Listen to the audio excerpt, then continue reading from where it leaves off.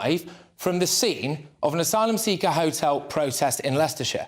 Locals are pretty angry. What they're saying is that this hotel was commandeered, they weren't consulted, and 250 Afghan asylum seekers have moved in. They've got one GP practice, one local shop, and their infrastructure simply cannot cope. We will be covering that story live here. But back to politics now, OK, because, yes, Matt Hancock, now, the latest in the lockdown files, it's not pretty reading for poor old Matt Hancock, is it? What he stands accused of now is essentially just this: psychological warfare. Because did he try to scare us all into being compliant with his COVID rules and regs by coming up with a brand new variant? Is it psychological warfare? In other political news there, ladies and gents, and this is big. Sue Gray, yes, the woman of the hour. Now, Sue Gray is going to be, as it appears anyway, Labour's new Chief of Staff. And this opens up massive questions. What was Sue Gray's relationship like with both Keir Starmer and the Labour Party while she was that top civil servant charged with investigating Partygate?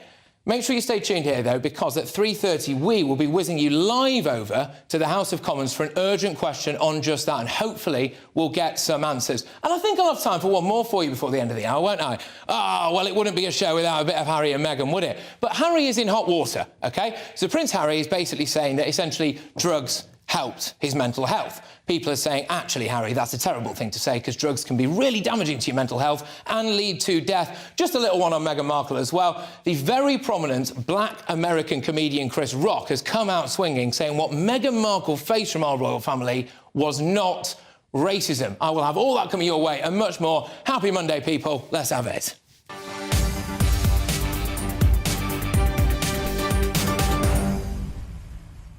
I'm going to give you that email address one more time. gbviews@gbnews.uk. Pretty simple question today in light of everything that we're doing on immigration. Do you think it is a human right to be able to come and live and work in Britain? gbviews@gbnews.uk. But right now, it's your headlines with the wonderful Tamsin Roberts.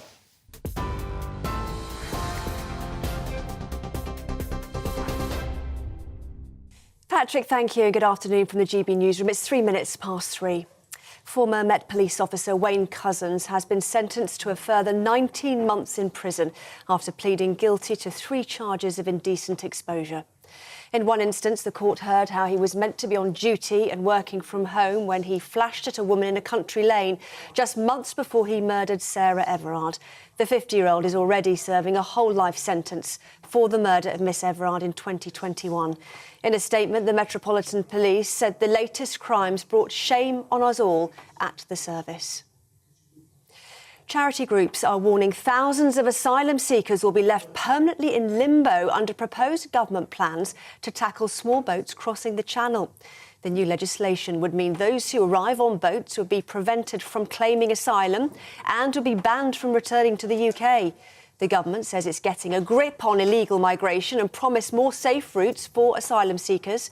It comes as GB News can reveal more than 3,000 people have crossed the Channel so far this year, nearly double the year before.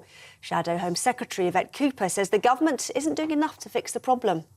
Well, we need action to stop the dangerous boat crossings that are putting lives at risk and also undermining border security.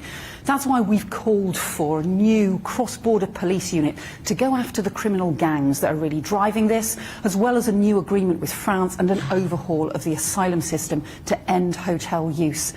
But all we've got so far at the moment is just headlines from the government that look like they're a repeat of the headlines they had around last year's bill, which just didn't work and ended up making things worse. An investigation is underway after a car crash in Wales killed 3 people and seriously injured 2 more. 21-year-olds Eve Smith and Darcy Ross and 24-year-old Raphael Jayan died in the accident. Police say the group went missing after a night out on Friday and were last seen in the early hours of Saturday morning. Officers believe the car was involved in a crash and came off the road, but it's not clear exactly when that happened. Peers and MPs are warning the Prime Minister's strike bill is likely in breach of the European Convention on Human Rights. The proposals aim to ensure minimum working standards during industrial action across 6 sectors, including health and transport. But a report by the Cross-Party Joint Committee on Human Rights has called on the government to reconsider the legislation. The warning comes as the Unite union has called off the latest upcoming ambulance strikes in England in order to hold pay talks with the government.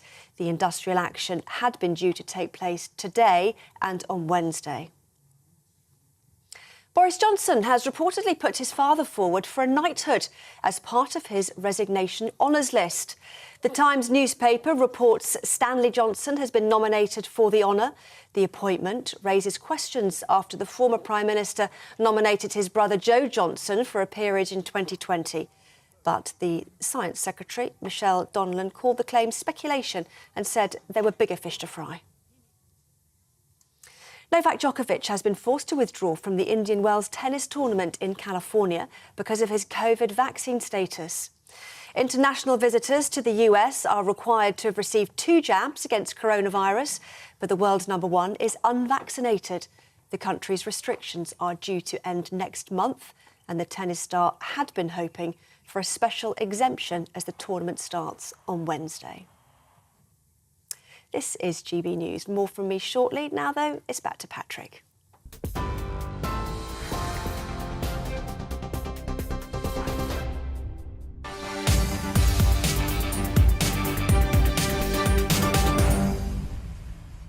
OK, welcome back. Now, there's so much to get through, so let's get cracking. Channel migrants illegally entering the UK will be removed and then banned from any future return. That's under new legislation set to be revealed tomorrow. And more than 3,000 people have crossed the English Channel in small boats so far this year. Nearly 46,000 entered Britain in similar fashion last year. But Rishi Sunak wants to crack the small boats crisis and with it potentially, of course, secure the next election. Now, the government is expected to outline these plans, which it believes will get a grip on illegal immigration.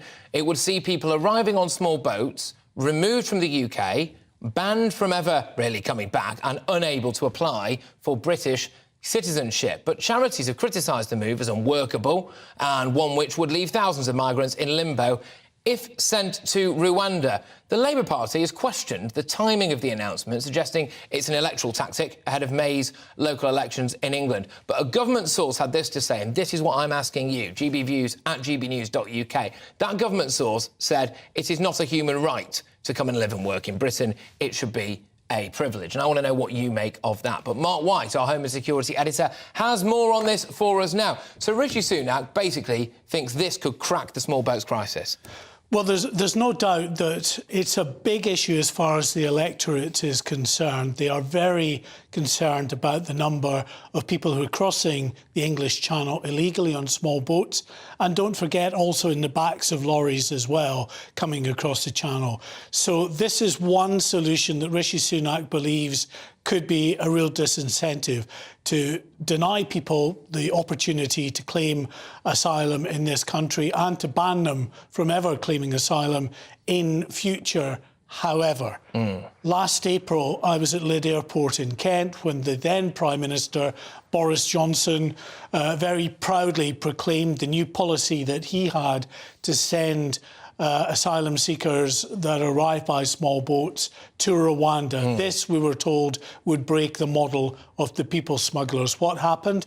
We got a record year in the number of people crossing by small boats, and still, 11 months on from that announcement, not a single flight has left for Rwanda. It's mired in legal action. Yes, indeed. And this is something we're going to be talking about a little bit later on. A lot of people have said, well, you would probably have to try to swerve international law if you want to make this take place. So how are you maybe going to do that? The other thing is, does this rely on people coming here by boat and us then sending them specifically to Rwanda? Is that the only way that Rishi Sunak is saying that he's actually going to be able to make this work? Yeah, the exact detail of how it will work has not been revealed yet. We're going to get more in the way of detail tomorrow, but it is those arriving by a regular route, so coming across on small boats, coming in the backs of lorries, coming up the coast on a speedboat, or landing at a local airport on a small private aircraft. Any illegal entry into the UK would qualify for essentially then being assessed as someone who is not eligible to claim asylum. And from there on in, there would be a process to try to get rid of that person, they say, as soon as practically possible. But how long is practically possible? Because we know that people that get turned down for asylum, for instance, are then usually tied up in legal appeals through the court system for many, many months, sometimes spanning years. Yes, indeed. Now, shortly, we are going to go live to the scene of where a protest is expected to take place in a couple of hours' time, actually, outside a hotel in Leicestershire. Now, there's around 250 asylum seekers from Afghanistan. I suspect what Rishi Sunak is going to announce tomorrow is to be harder when it comes to sending people back from quotes-unquote safe countries like Albania, where we've seen a big influx. Yeah, we have an issue at the moment where there are many asylum seekers who've come across, 45,000, almost 46,000 last year. There's 166 backlog of asylum applications that still have to be processed. What we understand is that they want a fast-track system for those that have come from known trouble spots that would probably likely qualify for asylum in the first place. So Afghanistan, Iran, several other countries may well, after filling in a questionnaire, find that they are accepted and into the system. I hesitate to use the word amnesty, but certainly a more of a fast-track system. So they're in, so they get rid of the backlog, they can get them into proper work and accommodation out of the hotel accommodation system. Then on top of that, from now on, it won't matter if you come from Afghanistan or Iran, where you come from. If you come on an irregular route, illegally into the UK, you will not be eligible to claim asylum. Mark, thank you very, very much. Mark White, there, our Home and Security Editor. Now, this is the one that we're leading with today, as you can tell, and I'll just emphasise again, there was a government source that told the Daily Mail that it is not a human right to come and live and work in the UK. It should be a privilege. I've been asking you what you think about this. gbviews@gbnews.uk. The emails are coming in thick and fast. But I'm going to go over now to YouLodge Hotel, or somewhere nearby it anyway, in the small village of Kegworth in Leicestershire. Now, this hotel is due to become home to around 250 asylum seekers from Afghanistan. The protest will take place ahead of a parish council meeting in the village, and we're going to be on top of all of this. We have seen other protests at the hotels. They've not necessarily ended particularly well. Let's cross over now to GB News' East Midlands reporter Will Hollis, who is actually outside the hotel for us. Thank you very much, Will. So, look, just talk to me why this is happening. Why are locals protesting? Yes, well, it's become a real familiar story, hasn't it, Patrick? The use of hotels to house asylum seekers, often people that are fleeing war-torn countries, and then the community discovering, often only a few moments, a few days before the hotel is used, and having an objection to it. So this is a part of northwest Leicestershire. It's quite close to both the Leicestershire border as well as Nottinghamshire and Derbyshire. It's really close to East Midlands Airport as well, and it is a small village. It's only about 4,000 or so people that live here in Kegworth, and eventually there will be 250 people, 250 asylum seekers that are going to be using the hotel, which is just behind me. They've actually started bringing some people in already. I'm told that a coach arrived a few days ago, and at least 30 people are already using the hotel, and they've been out in the community as well, and people have been speaking to them and learning a little bit about them. I was actually chatting to one gentleman. He was telling me that he's a refugee from Egypt. What I've also been hearing on the other side from the people in this community that do have an objection is that the reason that they object is because they are a small village with, I'm told, only one shop and one doctor's. The hotel itself is also the local swimming pool, so for the next year or so while this hotel is being used, people won't be able to go swimming, they won't be able to use the gym, they won't be able to teach their children how to swim or so. So this is really about, from what I've been hearing from some people, that they don't think that this is the right place. I've also been hearing from the other side as well, though. I had a lady just come up to me who said, let these people come in here, let them become a part of our community, because we don't know anything about them. and we don't want to tar people before we even know who they are. And I think that's quite interesting, both on the side that are maybe quite positive and hopeful that these people can maybe integrate into the community. They say we don't know anything about them. But on the other side as well, from the people that are maybe a little bit more concerned, they also say the same thing, that we don't know anything about them. Now, this is the second protest. The first one was last week. That one had what you might describe as a little bit of a trouble around it. 2 people were arrested. 1 man was arrested for and has since been charged for assaulting a police officer. He was 26 and he's going to be appearing in magistrate court later on in March. There was also a second gentleman who was charged with obstructing a highway. He's about 54 years old and he is also going to be appearing in court. Now, all of this today centres around a parish council meeting, which you all know, Patrick, is the smallest form of local government. Yes. Parish councils have very few powers, and they certainly don't have the powers to stop a hotel being used by the Home Office. Now, the Home Office says that it is, of course, a temporary decision, £6 million a day to house asylum seekers in this way. But this does seem to be potentially, because of the news that we've been hearing today, maybe the final time, or at least one of the last few times that we hear about hotels being used in this way. Yeah, Will, thank you. Just quickly, would you mind just giving me a little bit of a timeline on this? Because I understand that the parish council meeting, what might take place a bit later, the protest itself might start a bit later. Could you just let us know a bit about when we can actually expect proceedings to get underway, really?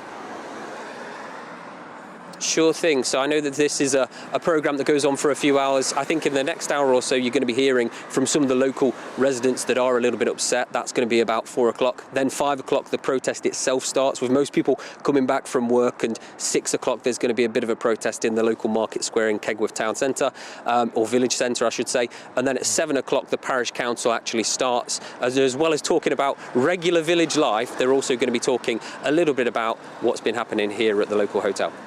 Yeah, indeed, Will. Thank you very, very much. Will Hollis there. And as he expertly said, we will be keeping you bang up to date with what goes on at that hotel. Local residents, of course, quite concerned, to say the least, about it. Let's get, though, an Afghan perspective on this story now. And I am pleased to be joined by Darius Nassimi, who was born in Afghanistan and came to the UK in 1999 when he was just a few months old. Now, last year, he became the first British Afghan to stand for an election for the Conservative Party, and, as you could just see there, he joins me in the studio. Thank you very much for coming into the studio. Great to have you on the show. What do you make of the fact that locals, not just at that hotel, but in several different communities, are very concerned about the influx of asylum seekers to their local area? Well, I think this is a national problem. I fully empathise with both sides. I can see why both sides are frustrated. But I think we need to come up with a new solution. I don't think the solution is to keep asylum seekers in hotels. Some of these asylum seekers have been in hotels for over a year now. And they're still waiting for the Home Office to process their asylum cases. It's the government's responsibility. The Home Office needs to process these cases quicker. The conditions in the hotels are very bad. You know, we're working with a number of bridging hotels across Hounslow, Spelthorne and Elmsbridge, and we can see that, you know, children's hairs are falling out. There's so many cases of attempted suicide. There needs to be a distinction between refugees and asylum seekers. So whilst on the one hand I understand the concerns of the local people, but on the other hand I think the government needs to speed up the process. The process is broken at the moment. I know there is no magic wand. There is a housing shortage. But how do we move away from relying on bridging hotels? Yeah, there is a lot of concern, though, in these areas that we don't necessarily know exactly who these people are. And in fact, we were all told initially that this was going to be a hotel, it would appear, specifically for people from Afghanistan. We've already heard from our reporter there that one chap has gone around saying that he's actually from Egypt. I mean, how do you think the Afghan community feels that if they are fleeing genuine Taliban oppression and they are seeing a lot of people potentially coming from safe countries using the same routes as them, maybe using some of the same excuses as them or reasons as them to try to claim asylum in this country, are people from other areas giving Afghan asylum seekers a bad name, do you think? I think you know, there were 10,000 Afghans who were airlifted out of Afghanistan. and brought here to the UK. And they're still, you know, some of them are British nationals, some of them have British passports, some of them have indefinite leave to remain. And they're still, you know, stuck in these hotels.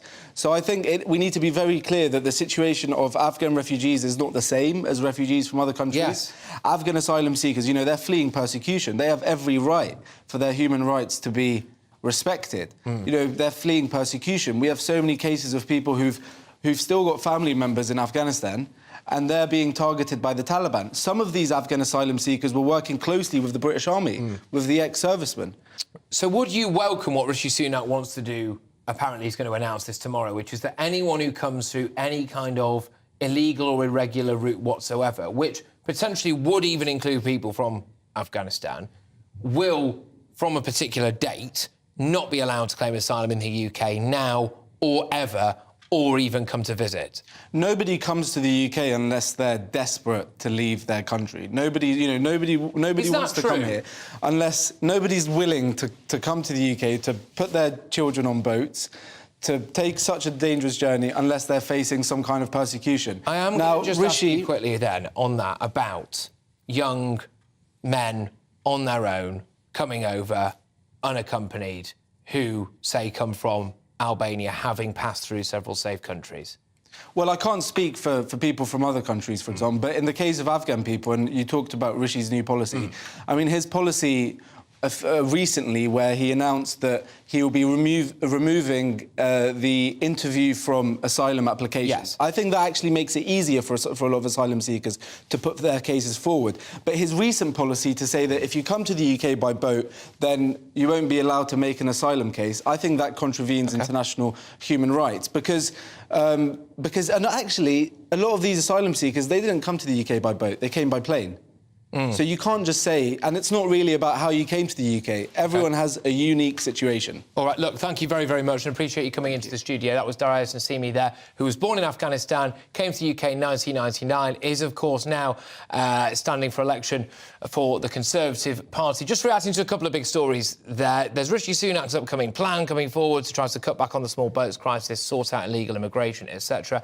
And also that hotel story that we're going to be covering, protests set to start outside a hotel in Leicestershire. We'll bring that to you. But coming up, we will discuss the leaked messages which suggest that Matt Hancock wanted to frighten the pants off everyone with news about a new COVID variant. I'm asking, was that psychological warfare? See you in a couple of minutes. We are GB News, the People's Channel. And right across the United Kingdom. You can find us on Sky Channel 512. Virgin Media Channel 604. Freesat Channel 216. Freeview Channel 236. And YouView Channel 236. You can also take us with you on DAB Plus Radio. With the GB News app and at the website gbnews.uk. We're absolutely everywhere. Come join us on GB News, the People's Channel, Britain's news channel. Monday to Thursday, 9 p.m. till 11 p.m. Join me, Dan Wootton. I'll bring you the sharpest takes and hottest debates. Do you not believe in prison? I don't believe in prison. I'm completely stunned. I guarantee you there'll be no spin, no bias, no censorship. I actually was personally quite offended by it. And no reason to go to bed. So I guess they've always been quite woke. That's Dan Wootton tonight on TV, radio and online. Monday to Thursday from 9 p.m. till 11 p.m. on GB News. The People's Channel, Britain's news channel. Hello, I'm Michelle Dewberry, and you can join me every weekday 6 till 7 on Jubes and Kerr. You're an inspiration to us all. Clip that bit up. Well, you are. That's my ringtone. My political ambitions are, those days are gone, I can tell you. She's only teasing. Go on. He's probably going to want to lay down now. I'll give him 2 minutes to have one. Let's respectfully disagree. That's what we like on Jubes and Kerr. Come and join us. GB News, the People's Channel. Michelle Dewberry, weekday evenings at 6 o'clock. I'm Simon Evans. Join me on GB News for Headliners at 11 p.m. What's the scoop? I'll be joined by 2 of the country's top comedians. That's right. As we take a look at tomorrow's newspapers tonight. We're going to get into trouble. If it's a big story, we'll be covering it. Spill some tea on him. There we go. But we'll also have some fun. I wouldn't stick up a bank. My father didn't love me. So anyway. Headliners every night from 11 on GB News, the People's Channel, Britain's news channel. It's all about family, being in people's living rooms, all the interaction and getting to know who our viewers and listeners are. When I was young, my dad used to say, "Nana, stop arguing." I wanted an outlet that would enable me to give my opinion. People are going through a really hard time right now, and I know that you don't feel like you're being listened to by the establishment. I came to GB News because it's the People's Channel, and I want the audience to have their say on the events of the day. We're dynamic. We do something different. Democracy shows that the wisdom of the nation is in its people. I get to travel to find out what the story is from a personal perspective. The British people aren't fools. We know when we're not being told the full story. We've got to work out how Britain moves forward from this. It's the best country in the world. The establishment had their chance. Now we're here to represent your views. Britain's watching. Britain's watching. Britain's watching. We're proud to be GB News. The People's Channel. Britain's news channel.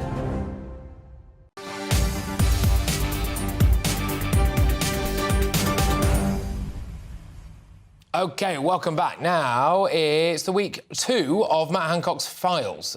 They've been chronicled by the Daily Telegraph. That's the leaked WhatsApp messages which he sent during the pandemic. The lockdown files is probably an easier way of putting it. The most recent messages reveal suggestions that the former Health Secretary rejected advice from England's Chief Medical Officer to replace the 14-day COVID quarantine with 5 days of testing. He thinks it would imply the government had got it wrong. So were we all locked down for longer to try to make it seem as though the government hadn't got it wrong? But this, for me, is the big one, because a lot of people were shouting about this at the time. He said he wanted to frighten the pants off everyone about the Kent variant of COVID. Remember, there was a different variant every week at one stage. He did this, supposedly, to ensure compliance with lockdown rules. Now, that, some are arguing, is tantamount to psychological warfare. More on this from our political editor, Darren McCaffrey, who joins us from Westminster. Darren, I think a lot of people will be very angry with the idea of a health secretary in the pandemic wanting to frighten the pants off everyone into compliance with some new variant. What's going on? Yeah, some people comparing it to kind of Project Fear, if you like, today. Clearly, when you read some of the tones of what's in these WhatsApp messages, whether it is Matt Hancock talking about frightening people, or whether it's Simon Case, who's actually still the Cabinet Secretary in this country, the head of the Civil Service, effectively laughing at people who ended up in hotel quarantine. Clearly, it is not a good look. Now, there are lots of things that people say on WhatsApp that, frankly, if they were made public, I'm not entirely sure everyone would feel really quite comfortable with. But at the end of the day, this is the government making rather big decisions that clearly had an impact on every single person up and down this country. And while the intention, I'm sure the actors involved in all of this, the ministers and the civil servants would say, you know, they were still acting in the goods, even if the language involved or some of the messaging on internal WhatsApps was a little coarse.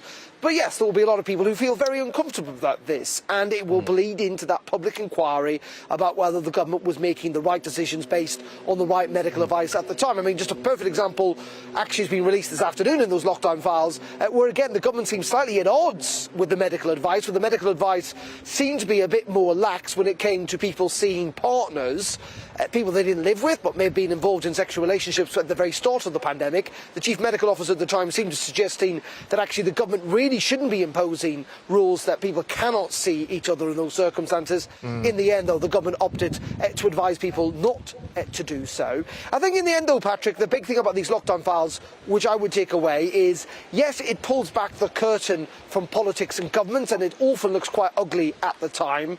However, what I would suggest is that we've not really learned anything significantly new, in the sense that I don't think anyone's been kind of blown away by what's been said in these lockdown files in regards to the actual content. We knew about all the disagreements within government about a whole series of politics, and clearly the arguments about whether lockdowns are right or wrong have persisted for a long time. And the second thing I would also add is, and this is the government's point of view clearly, and Matt Hancock says, these are also selective WhatsApp messages. There are 100,000.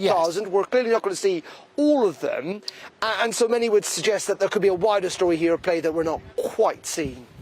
Well, yes, quite possibly, although I can't help but wonder whether or not a particular journalist has a nuclear option that she might be about to press at some point. Darren, another big political story in town today, and I'm just giving a heads up on this to our viewers and our listeners, because potentially any moment we're going to cut away and go live to the House of Commons, where there is supposed to be an urgent question, and that urgent question, Darren, is on one Sue Gray, a lady who was in charge of the old Partygate investigation, who now, it appears, is going to be the Labour Party's Chief of Staff. Questions over the civil service and whether or not they are indeed impartial, and about her links or otherwise to Sir Keir Starmer and the Labour Party while she was in post investigating Boris Johnson and co. What's the latest from Westminster? Yeah, well, clearly quite a lot of Conservative MPs, enough of them have felt pretty angry about this, to put forward this urgent question in Parliament to try and force Labour to answer some questions on all of this. Now, urgent questions are normally for the government rather than for the opposition, but clearly here, when it comes to this point, it's a much wider point about kind of impartiality within the civil service, and many people that think that Sue Gray has crossed that line by being clearly the most recognisable senior civil servant, but someone who's been at the senior end of civil service for a very long period of time, seemingly going to move to the Labour Party. Now, Keir Starmer was on the radio this morning, unable to answer a pretty basic, clear question about when these discussions with Sue Gray first began, when they approached her to see if they'd take on this job of the Chief of Staff in the Labour Party. He says it was a while ago, clearly doesn't want to get into a timetable. I'm not entirely sure why, if he's got nothing to hide, which he insists he doesn't. But yeah, for the Conservative Party, obviously they're very angry about all of this. They feel that it impinges her lockdown reports. Others would suggest, you know, Boris Johnson didn't simply resign on that evidence alone, but clearly they want questions from Labour, and at the moment, Labour are not necessarily terribly willing to answer all of them.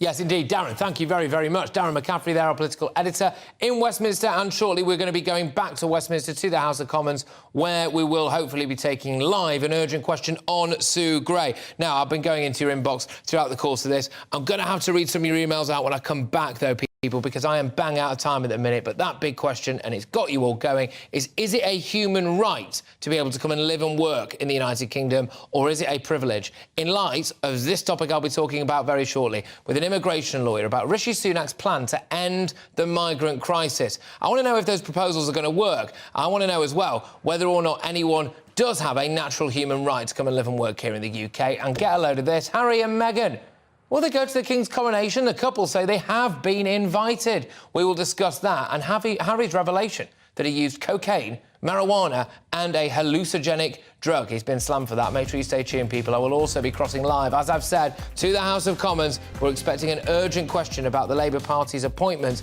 of Sue Gray as Chief of Staff. So keep your eyes and ears peeled. Tamsin Roberts now, though, with your headlines.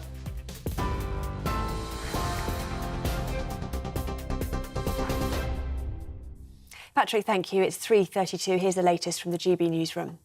Former Met Police officer Wayne Couzens has been sentenced to a further 19 months in prison after pleading guilty to 3 charges of indecent exposure. In one instance, a court heard how he was meant to be on duty and working from home when he flashed at a woman in a country lane just months before he murdered Sarah Everard. The 50-year-old is already serving a whole life sentence for the murder of Sarah Everard in 2021. Well, let's just cross now to the House of Commons, where Conservative MP Sir Robert Buckland is asking an urgent question about Sue Gray's appointment. I was quite surprised by the number of urgent requests. Well, no, not surprised on that, but I was surprised that they all have the same wording and the same length of sentence.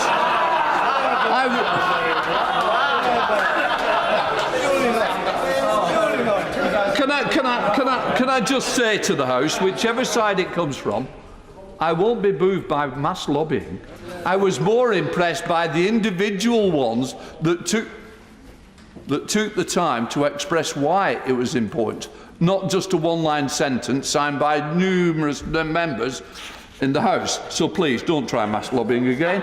No, it is now come for the time to call Sir Robert Buckland to ask his urgent question. Sir Robert. Thank you, Mr. Speaker. Will my right honourable friend, the Paymaster General, make a statement on the impartiality of the civil service in light of the proposed appointment of the second permanent secretary of the Department for Levelling Up Housing and Communities as Chief of Staff to the Leader of the Opposition? Thank you, Mr. Speaker. I can confirm that following a media report the previous day, Sue Gray, formerly Second Permanent Secretary at D. Larkin at the Cabinet Office, resigned from the Civil Service on Thursday, the 2nd of March. This resignation was accepted with immediate effect. On Friday, the 3rd of March, a statement from the opposition announced that the Labour Party had offered Sue Gray the role of Chief of Staff to the Leader of the Opposition. The House will recognise that this is an exceptional situation. It is unprecedented for a serving Permanent Secretary to resign to seek to take up a senior position working for the Leader of the Opposition. As honourable members will expect, the Cabinet Office is looking into the circumstances leading up to Sue Gray's resignation in order to update the relevant civil service leadership and ministers of the facts. Subsequent to that, I will update the House appropriately. By way of background, to inform honourable members, there are 4 pertinent set of rules and guidance for civil servants in relation to this issue.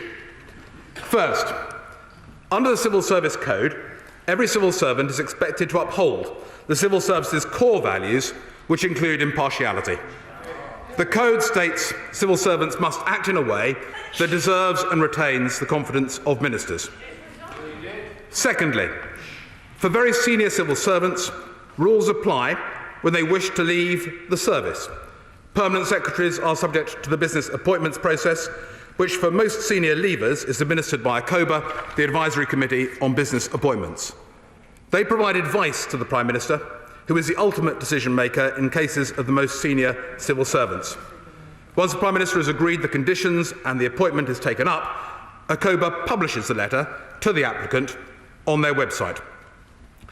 The business appointment rules form part of civil servants' contracts of employment.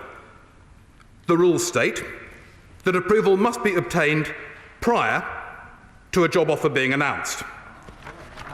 The Cabinet Office has not, as yet, been informed that the relevant notification to ACOBA has been made.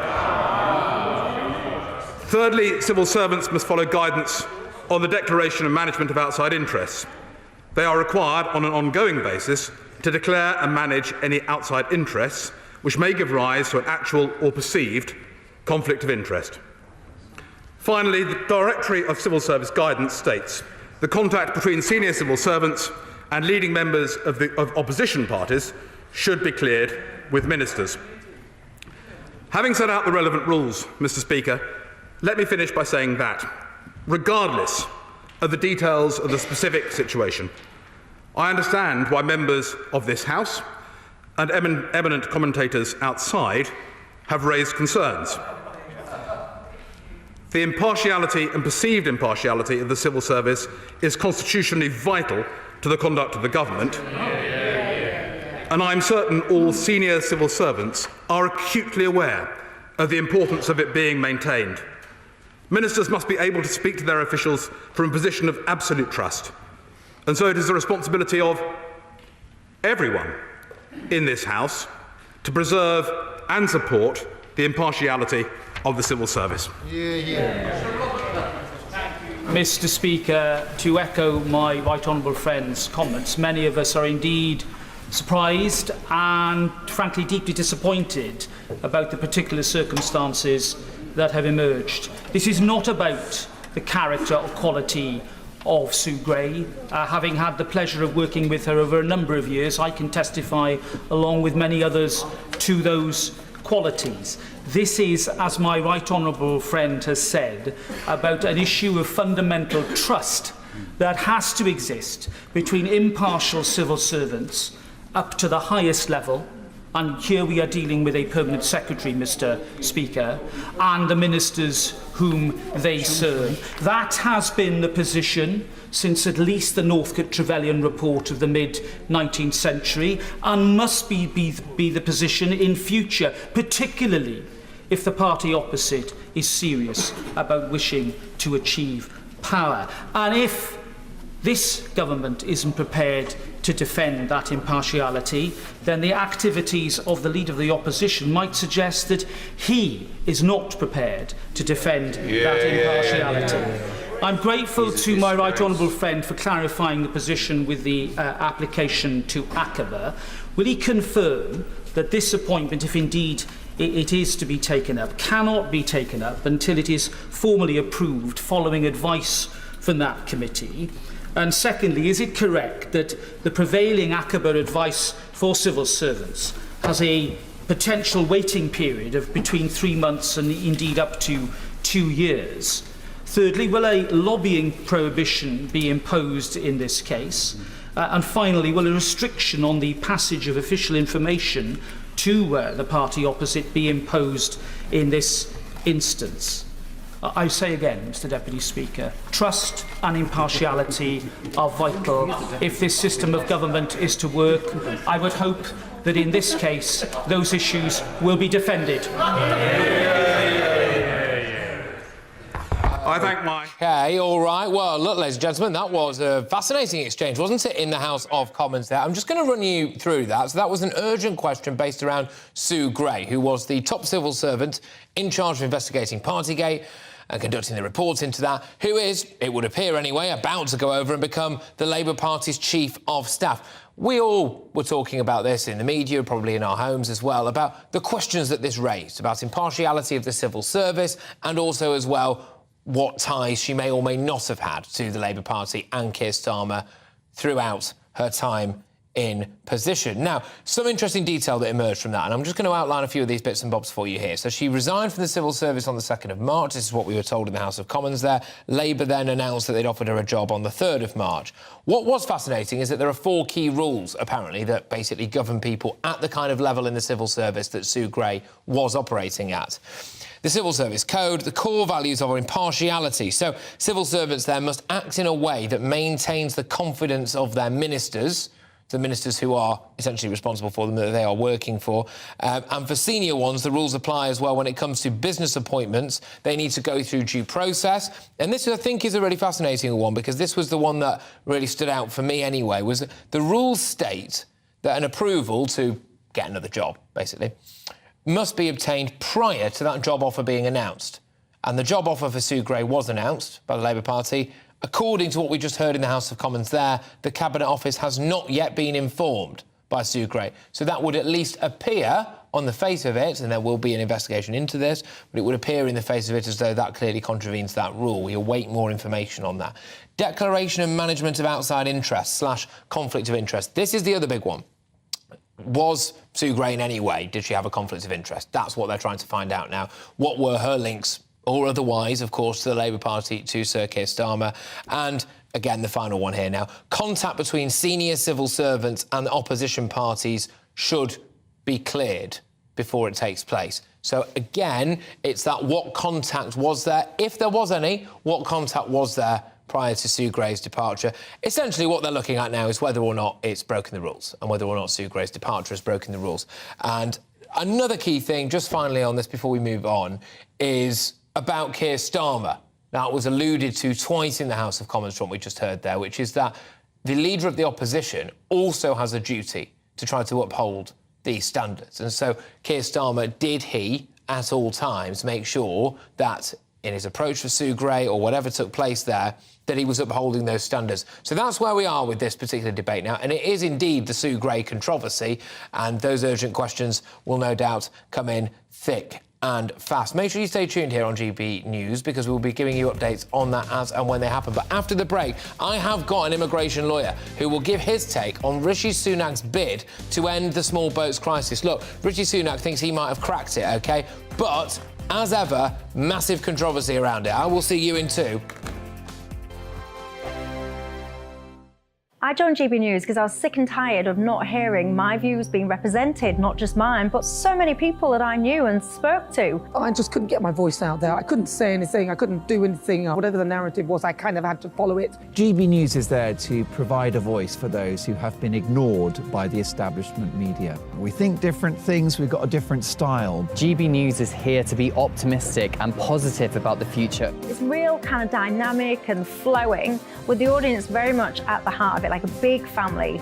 Here at GB News, we talk about the things that matter to you. Hearing the voices from right across our towns and cities, especially our towns. All sides of the argument represented with a heavy dose of opinion. We're on a mission here to make a difference. And the GB News family really is here for you, and whatever time of day you can watch or listen. Britain's watching. Britain's watching.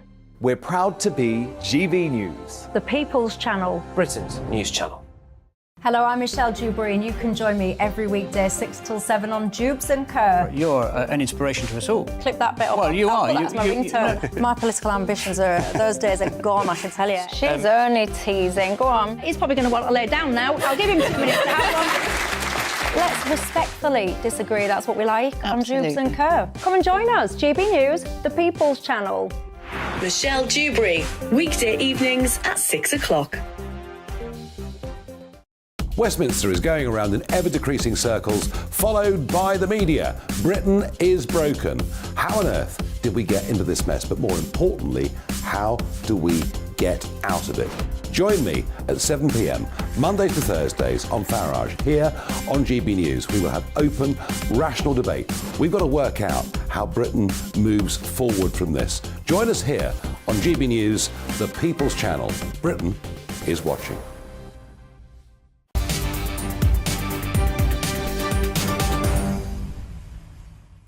Yes, welcome back. Now, loads of you have been getting in touch on the topic that I'm going to be interviewing a human rights lawyer on next. And it's Rishi Sunak's big plan, his grand plan, to try to stop the small boats crisis and, frankly, cut down on other forms of illegal immigration as well. I'm going to whiz you through the gist of it, OK, which is anyone who arrives through illegal routes, so that could be small boats, the back of the lorries, whatever, will be turned down from being allowed to stay, not be able to claim asylum in the future, or come to visit Britain, basically. So that's kind of where we are with it. He's saying it will be the ultimate deterrent.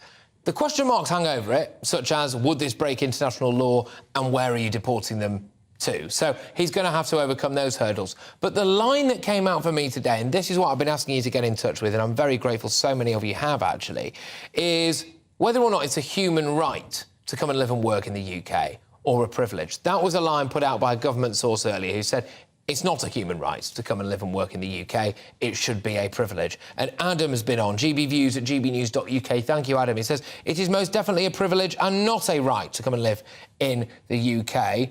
And if it was considered by anyone to have a right to live in the UK, then by default it would have to work the other way around. He's basically saying that we would then be able to say, well, I've got a right to go and live, as indeed one of my other viewers has said, in the Dominican Republic. I think that was a chap who's calling himself Spartacus there. Yes, cracking name. So, yes, he'd like to live in the Dominican Republic. Where does that end? The vast majority of you are saying it is not actually a human right to come and live and work in the UK.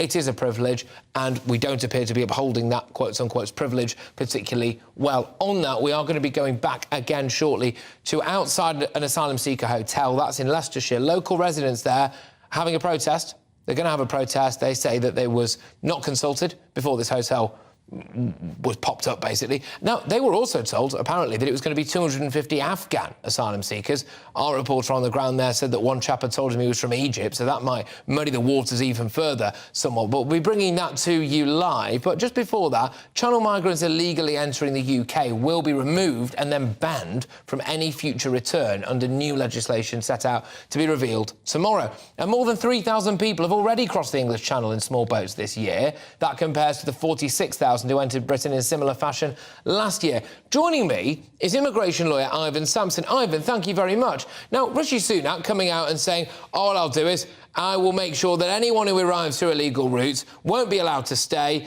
which means they'll be deported, and won't be allowed to apply for asylum in future, and they won't even be allowed to come for a holiday. Can it work? Well, Parliament can enact any law that it wants to, if it has a majority and the bill passes through both houses and gets royal assent. It's the law. So yes, it can be done. However, we also have to look at our international treaty obligations. The first one being international maritime law. The international maritime law places a positive obligation on the UK government to rescue those people stranded in the Channel. Now, what do we do with them? What if somebody says, I want to claim asylum? Do they have a human right to have their asylum claim properly considered? I say they do. Why? Because we are a member of the Refugee Convention. I think the only way that Rishi Sunak could do it, and he's done it back to front, is take us out the Refugee Convention, then by all means bring a law in that doesn't allow anyone to claim asylum. But while we're a member, we have a positive obligation to comply with the rules of that convention. OK, all right, but do other countries always comply with it?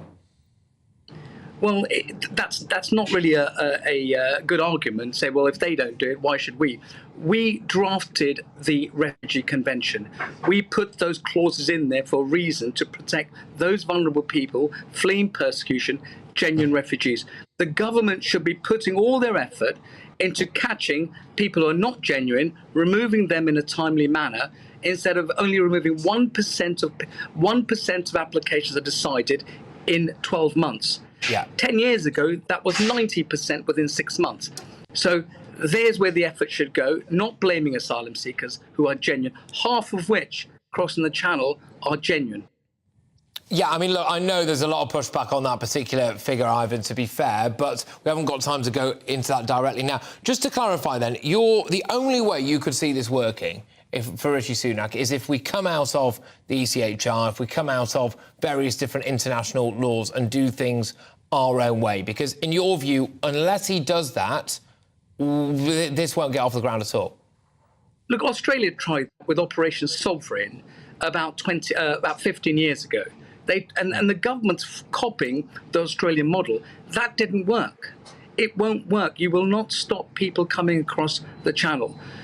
What you have to do is... Can I just say with that, though, Ivan, sorry to interrupt, but to be fair about the Australian thing, what they did was they towed the boats back, and that worked, didn't it? No, it didn't, because the cost per person ran into, I think it worked out around $1 million per person. No, it doesn't work. Patrick, it didn't work. It was all closed down by the Australian. Ivan, look, I like you and I enjoy a back and forth, but it did work because they don't have people doing that anymore. Well, look, they had treaties with other countries to take people back to. We don't have. We need a treaty with France to stop people getting in the boats in the first place, to have safe legal routes to come across, and to effectively deter people by removing those people that are not genuine in a timely manner. The laws are already there. I do think that Rishi Sunak may have a fast-track application process. I reckon that's what's up his sleeve, that he's going to fast-track, make decisions, refuse and remove. Yes, exactly. And we do await with bated breath what Rishi Sunak has to say tomorrow. Will he pull a rabbit out of the hat? But as it stands, it does look like it's going to be a bit of a legal quagmire for him. We can only assume he's managed to sort out the problems that we're talking about today. Otherwise, it might just be more hot air. Can I just ask you one final one, Ivan, if that's all right? And it's the question I've been asking my viewers and listeners so far. Strong views on it, as you can imagine. Do you think it is a human right to be able to live and work in the UK, or should it be seen as a privilege? If you're an asylum seeker, it's a human right to have your claim considered properly and fairly. If you're in the country, it's a human right to have your family and private life protected without unlawful interference by the state. If you're outside the country, it's a human right to have your immigration application decided fairly. So that's my response. But fair enough. Ivan, look, thank you very much. Always great. Ivan Sampson there, who's an immigration lawyer. Yes, like I've said, that's going to be a big one for us tomorrow when it comes to Rishi Sunak supposedly unveiling anyway his grand plan to not just stop the small boats crisis, but actually look at stopping other forms of illegal immigration as well. As we've just identified, massive issues when it comes to the legal loopholes. Now, moving on, the Duke and Duchess of Sussex have been in email correspondence with the King's office over whether they will attend the coronation. A spokesperson for the Duke and Duchess of Sussex has told GB News, "I can confirm the Duke has recently received email correspondence from His Majesty's office regarding the coronation. An immediate decision on whether the Duke and Duchess will attend will not be disclosed by us at this time." So they've been invited, but they haven't made their minds up yet. Meanwhile, Harry is copping it abroad because he basically said that illegal drugs has helped his mental state.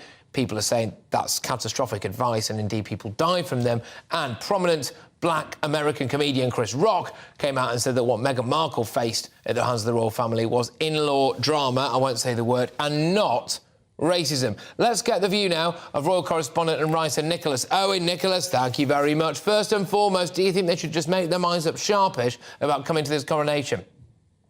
Well, actually, you say this is proof of an invitation. It's not quite that, is it? They say they've been in email touch with the palace on this matter. So we're not 100% sure that means an invitation. It might be, look, you can only come if you agree to sort of stay completely stum in public. I don't know what. But there are so many mysterious things about all of this, aren't there? It's such a wacky thing. Patrick, you and I have discussed this before. To my mind, the thing is, yes, they get an invitation. And then if they seeing the sort of sense, the way the British public are responding, the way the public generally are responding, not just here, but in America too, increasingly, which is really interesting, I must say. They will say, politely decline. It's a lovely idea, but perhaps not. Well, let me talk to you a bit about that, because Prince Harry, look, gave some kind of advice, really, you could argue, about drug use, appearing to indicate that it promoted his own mental well-being, and clearly the jury's out on that in itself. But other people have hit back and said, Harry, that's terrible advice. There are massive issues when it comes to drugs and people's mental health and physical health. In fact, they can kill. And then on top of that, Meghan Markle has been slated by Chris Rock, the comedian over there, who's saying that what she faced was not racism, it was normal in-law stuff. If Meghan and Harry are copying it from our royal family, the British public, the American public, and now the Hollywood wokerati, have they got anyone left? Well, you're absolutely right. Do you know, Martin, I think, again, it's so interesting to look back at some history here. I mean, I know Harry's doing that and saying what a terrible childhood he had and so on, broken home, and, you know, how awful things were for him. Let's go back much further than that. Let's go back to the last coronation, 1953. In the background then was another extremely controversial figure, of course. That's to say the man who was Edward VIII for a very brief period, the Duke of Windsor. Now, should he have attended the coronation along with his American wife, who was a divorcee, and many people were unhappy about that? What happened then was very instructive, I think. Winston Churchill, then the Prime Minister, advised him not to attend. In other words, I would imagine there would have been a formal invitation, and he got the heavy advice not to attend. And what he did was he sat in Paris with a lot of his pals and strange people who gathered round them and watched it on the television. And I think if I was in the shoes of Harry's advisors, I think they would say to themselves, that's the sensible thing to do. Let's have pictures of them watching fondly as the king is crowned, but let's leave it at that. OK, Nicholas, thank you very much. As ever, Nicholas Owen is royal correspondent and author. There is so much still to come here before 6 p.m. Next, I will get the inside track on the government's latest attempt to end the migrant crisis, and I will speak to a resident of a Leicestershire village who's protested because 250 Afghan asylum seekers are staying in the local hotel. I want to find out what their problem really is when it comes to the people being allowed to stay in that hotel. Get your views coming in, gbviews@gbnews.uk. Do you think it's a human right to be able to come and live and work in Britain, or should it be a privilege? I'll see you in a tick. I'm Jacob Rees-Mogg, the Member of Parliament for North East Somerset and a former government minister. For years, I've walked the corridors of power in both Westminster and the City of London. I campaigned in the largest democratic vote in our island's story. I know this country has so much to be proud of. We need to have the arguments, the discussions on how we make it better. The wisdom of the nation is in its people. Vox Populi, Vox Dei. That's why I'm joining the People's Channel. Join me Monday to Thursday at 8 p.m. on GB News, Britain's news channel.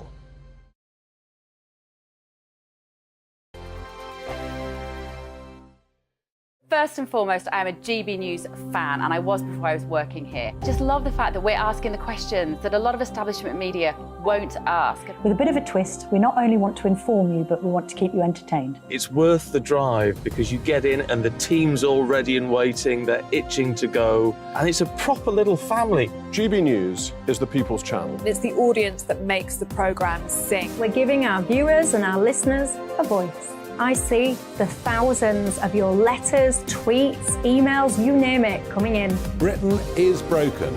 How on earth did we get into this mess? But more importantly, how do we get out of it? The establishment had their chance. Now we're here to represent you. It's time for something different.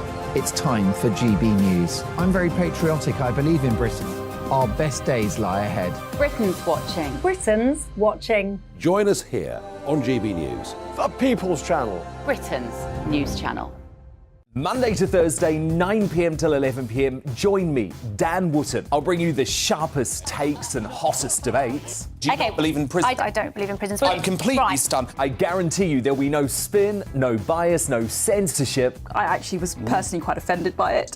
And no reason to go to bed. So I guess they've always been quite woke. That's Dan Wootton tonight on TV, radio and online. Monday to Thursday from 9 p.m. till 11 p.m. on GB News. The People's Channel, Britain's news channel.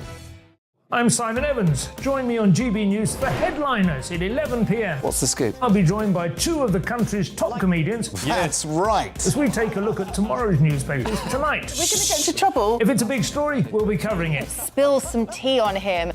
There we go. But we'll also have some fun. I wouldn't stick up a bank. My father didn't love me. So anyway, Headliners every night from 11 on GB News, the People's Channel, Britain's news channel.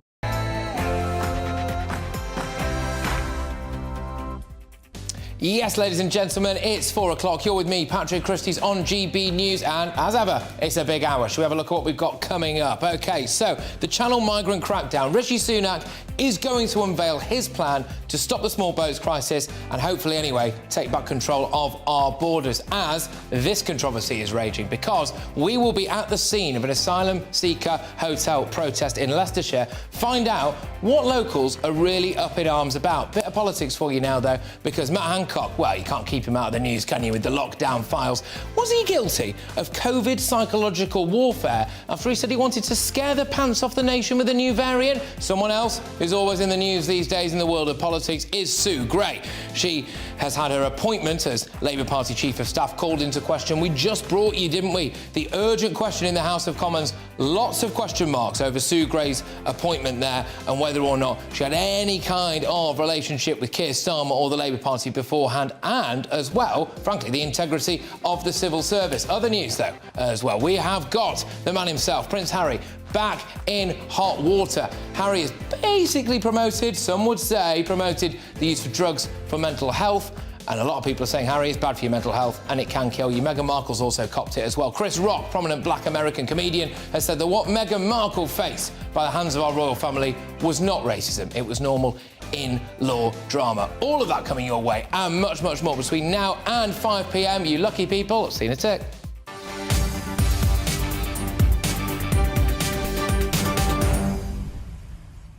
Just a quick reminder of that email, gbviews@gbnews.uk. I want to ask you whether or not you think that coming and living and working in the UK is actually a human right, a God-given human right, or a privilege. That is in light of what Rishi Sunak wants to do to take back control of our borders. gbviews@gbnews.uk. Now, though, it's your headlines with Polly Middlehurst.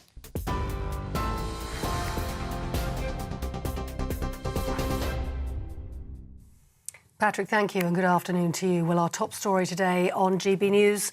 Former Met Police officer Wayne Couzens has been sentenced to a further 19 months in prison after pleading guilty to 3 charges of indecent exposure.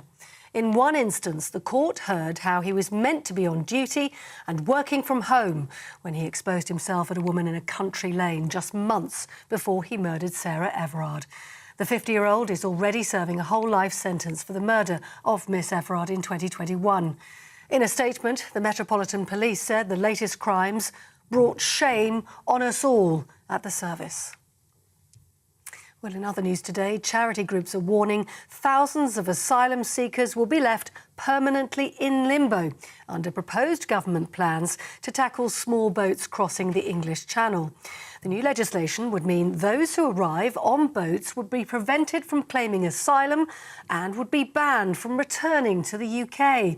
The government says it's getting a grip on illegal migration and promised more safe routes for asylum seekers.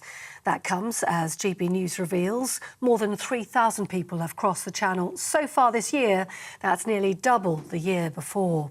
Shadow Home Secretary Yvette Cooper says the government isn't doing enough to fix the problem.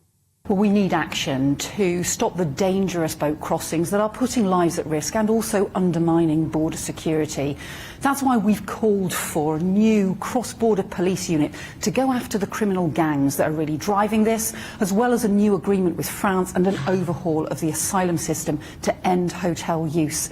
But all we've got so far at the moment is just headlines from the government that look like they're a repeat of the headlines they had around last year's bill, which just didn't work and ended up making things worse. Yvette Cooper.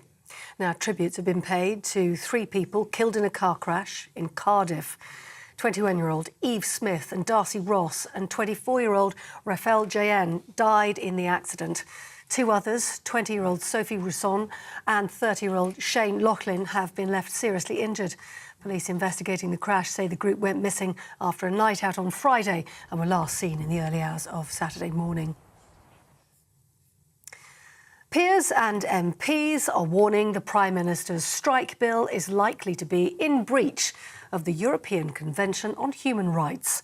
The proposals aim to ensure minimum working standards during industrial action across 6 sectors, including health and transport. But a report by the Cross-Party Joint Committee on Human Rights has called on the government to reconsider the legislation. The warning comes as the Unite Union has called off the latest upcoming ambulance strikes in England in order to hold pay talks with the government. The industrial action had been due to take place today and Wednesday. Meanwhile, firefighters have voted overwhelmingly to accept a new pay offer, ending the prospect of strike action for them. The deal is for a 7% pay increase backdated to July last year, plus an additional 5% from July. 96% of Fire Brigade Union members accepted the offer, but General Secretary Matt Rack admitted it was another real terms pay cut. Boris Johnson has reportedly put his father forward for a knighthood as part of his resignation honours list. The Times newspaper reports Stanley Johnson has been nominated for the honour. The appointment raises questions after the former Prime Minister nominated his brother Joe Johnson for a peerage in 2020. But the Science Secretary Michelle Donnellan called the claims speculation and said there were bigger fish to fry. And lastly, Novak Djokovic has been forced to withdraw from the Indian Wells tennis tournament in California because of his COVID vaccine status. International visitors to the US are required to have received 2 jabs against the coronavirus, but the world's #1 is unvaccinated. The country's restrictions are due to end next month, and the tennis star had been hoping for a special exemption as the tournament starts on Wednesday. That's all from me for now. I'm back in half an hour. See you then.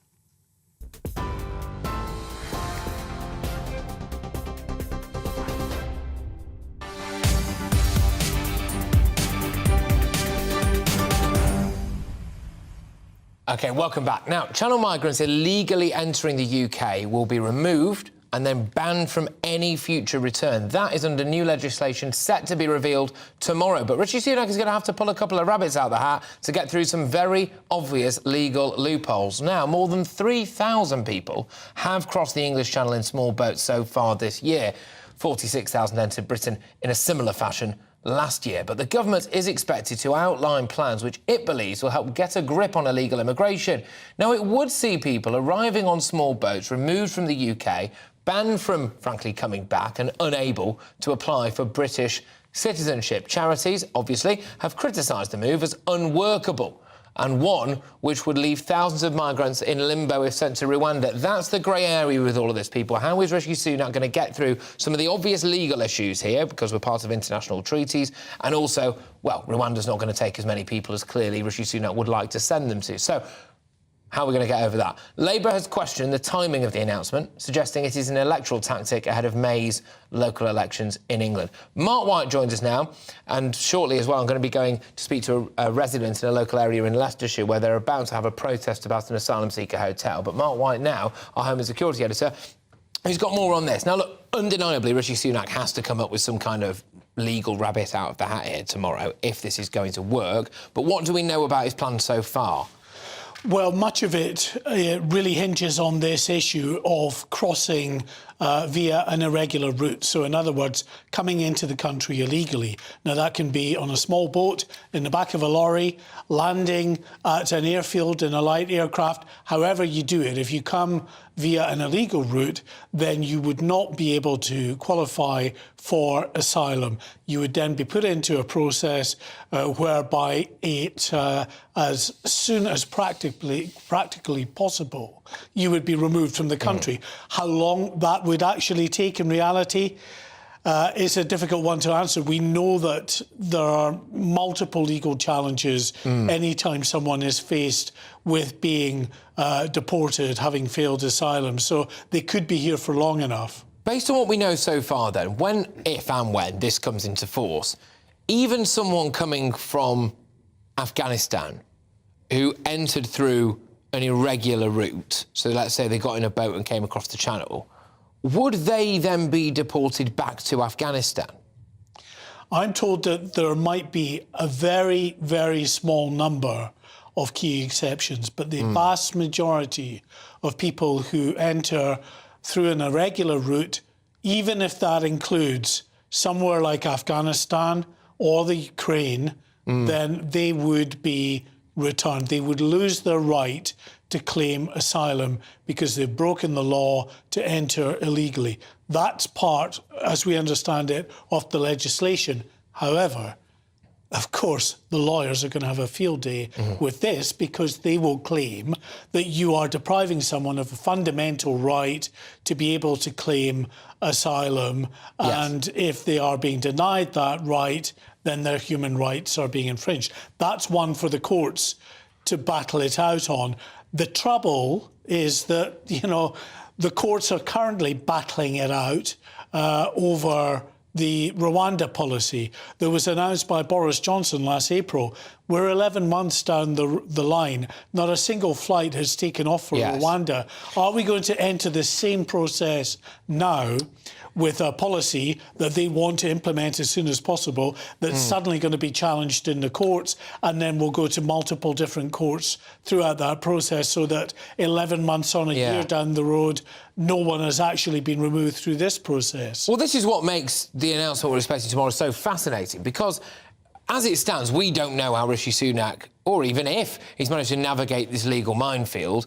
But realistically, from what you've said to me, what human rights lawyers have said to me as well, and I think, frankly, just common sense, I think most people know this, don't they? Unless there is some change in the way that we're going to operate in terms of international law, and he's got the cojones to pull that through, then this isn't really going to take place. The only other thing, Mark, I just wondered was whether or not better relations with the French might actually have something to do with this. Do you think that there is any chance whatsoever that the French, that Macron and his elevated heels will have, out of the goodness of his own heart, have decided to just keep a load of asylum seekers in France? Not at all. I don't think that Emmanuel Macron has any interest in signing a returns agreement with the UK. It never happened when we were in the European Union. Why would it happen now? And other European countries, you know, are going to be absolutely of the same thought that they're not going to sign return agreements with the United Kingdom. So where do you return people to? Or if not return them, where do you send them to? They are still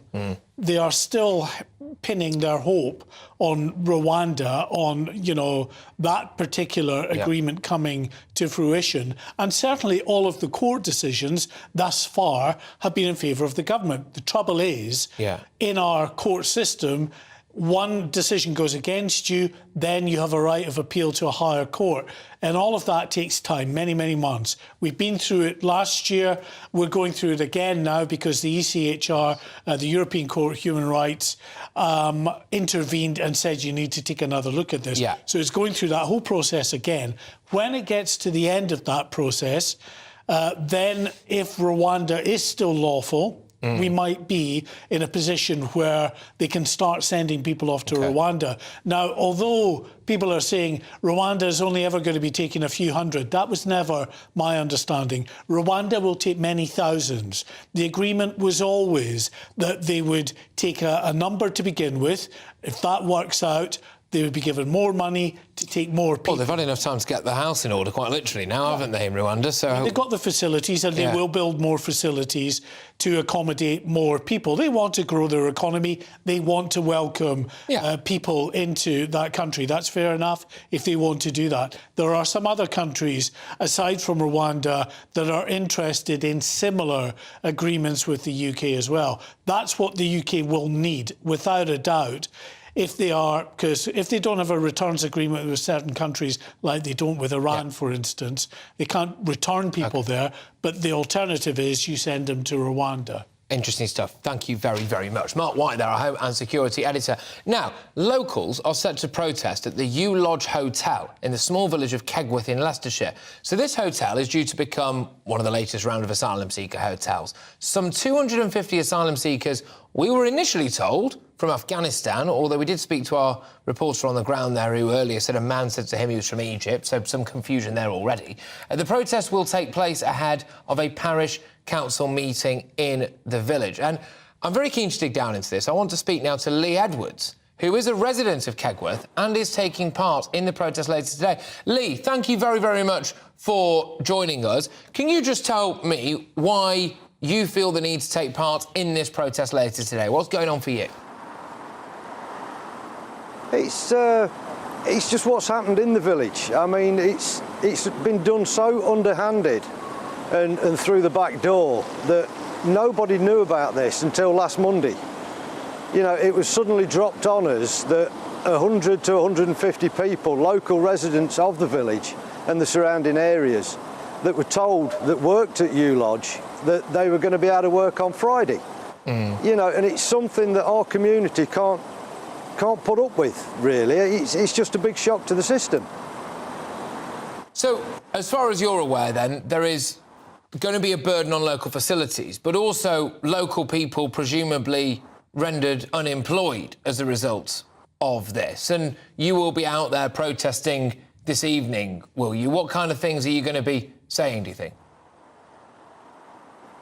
It's just like what we said on Monday. I mean, it's not that, you know, we're against immigrants or migration or anything like that.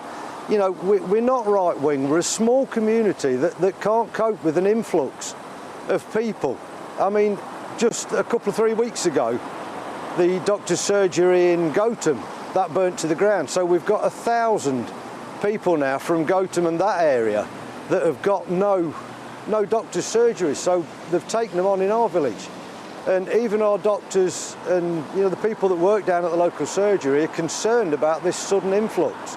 Our infrastructure can't take it. We're just a small community of 4,300 people that have suddenly had these 250 immigrants or migrants, whatever you want to call them, dropped on us. You know, and it's just a big shock to the system when a lot of the people that live in Kegworth are retired pensioners, you know, and they're frightened. It's a big change for a small community. And what would you say to people who undoubtedly will watch what you've said now, Lee, and wrongly, by the way, but they will say things to you like, oh, this is just far right. You wouldn't be saying the same, would you, if it was a load of American people who were coming over here, etc. What do you say to those people? I'd just say, you know, if you lived in a small community like we have, me, my wife and children, all our children went to the local schools and you could walk around any time, day or night in Kegworth. It's a small local community where everybody knows everybody else. Now, to suddenly have these strangers that nobody knows where they've come from. We're told in one breath that they're from Afghanistan, and then we're told they're from Somalia, we're told from Egypt. We just don't know, and it's a big frightening thing for pensioners and school children and teenagers. The whole village is just in a state of shock over this. It's just been done so underhanded that, you know, I'd like to tell those people that are saying that we're far right and we're racist, we're not.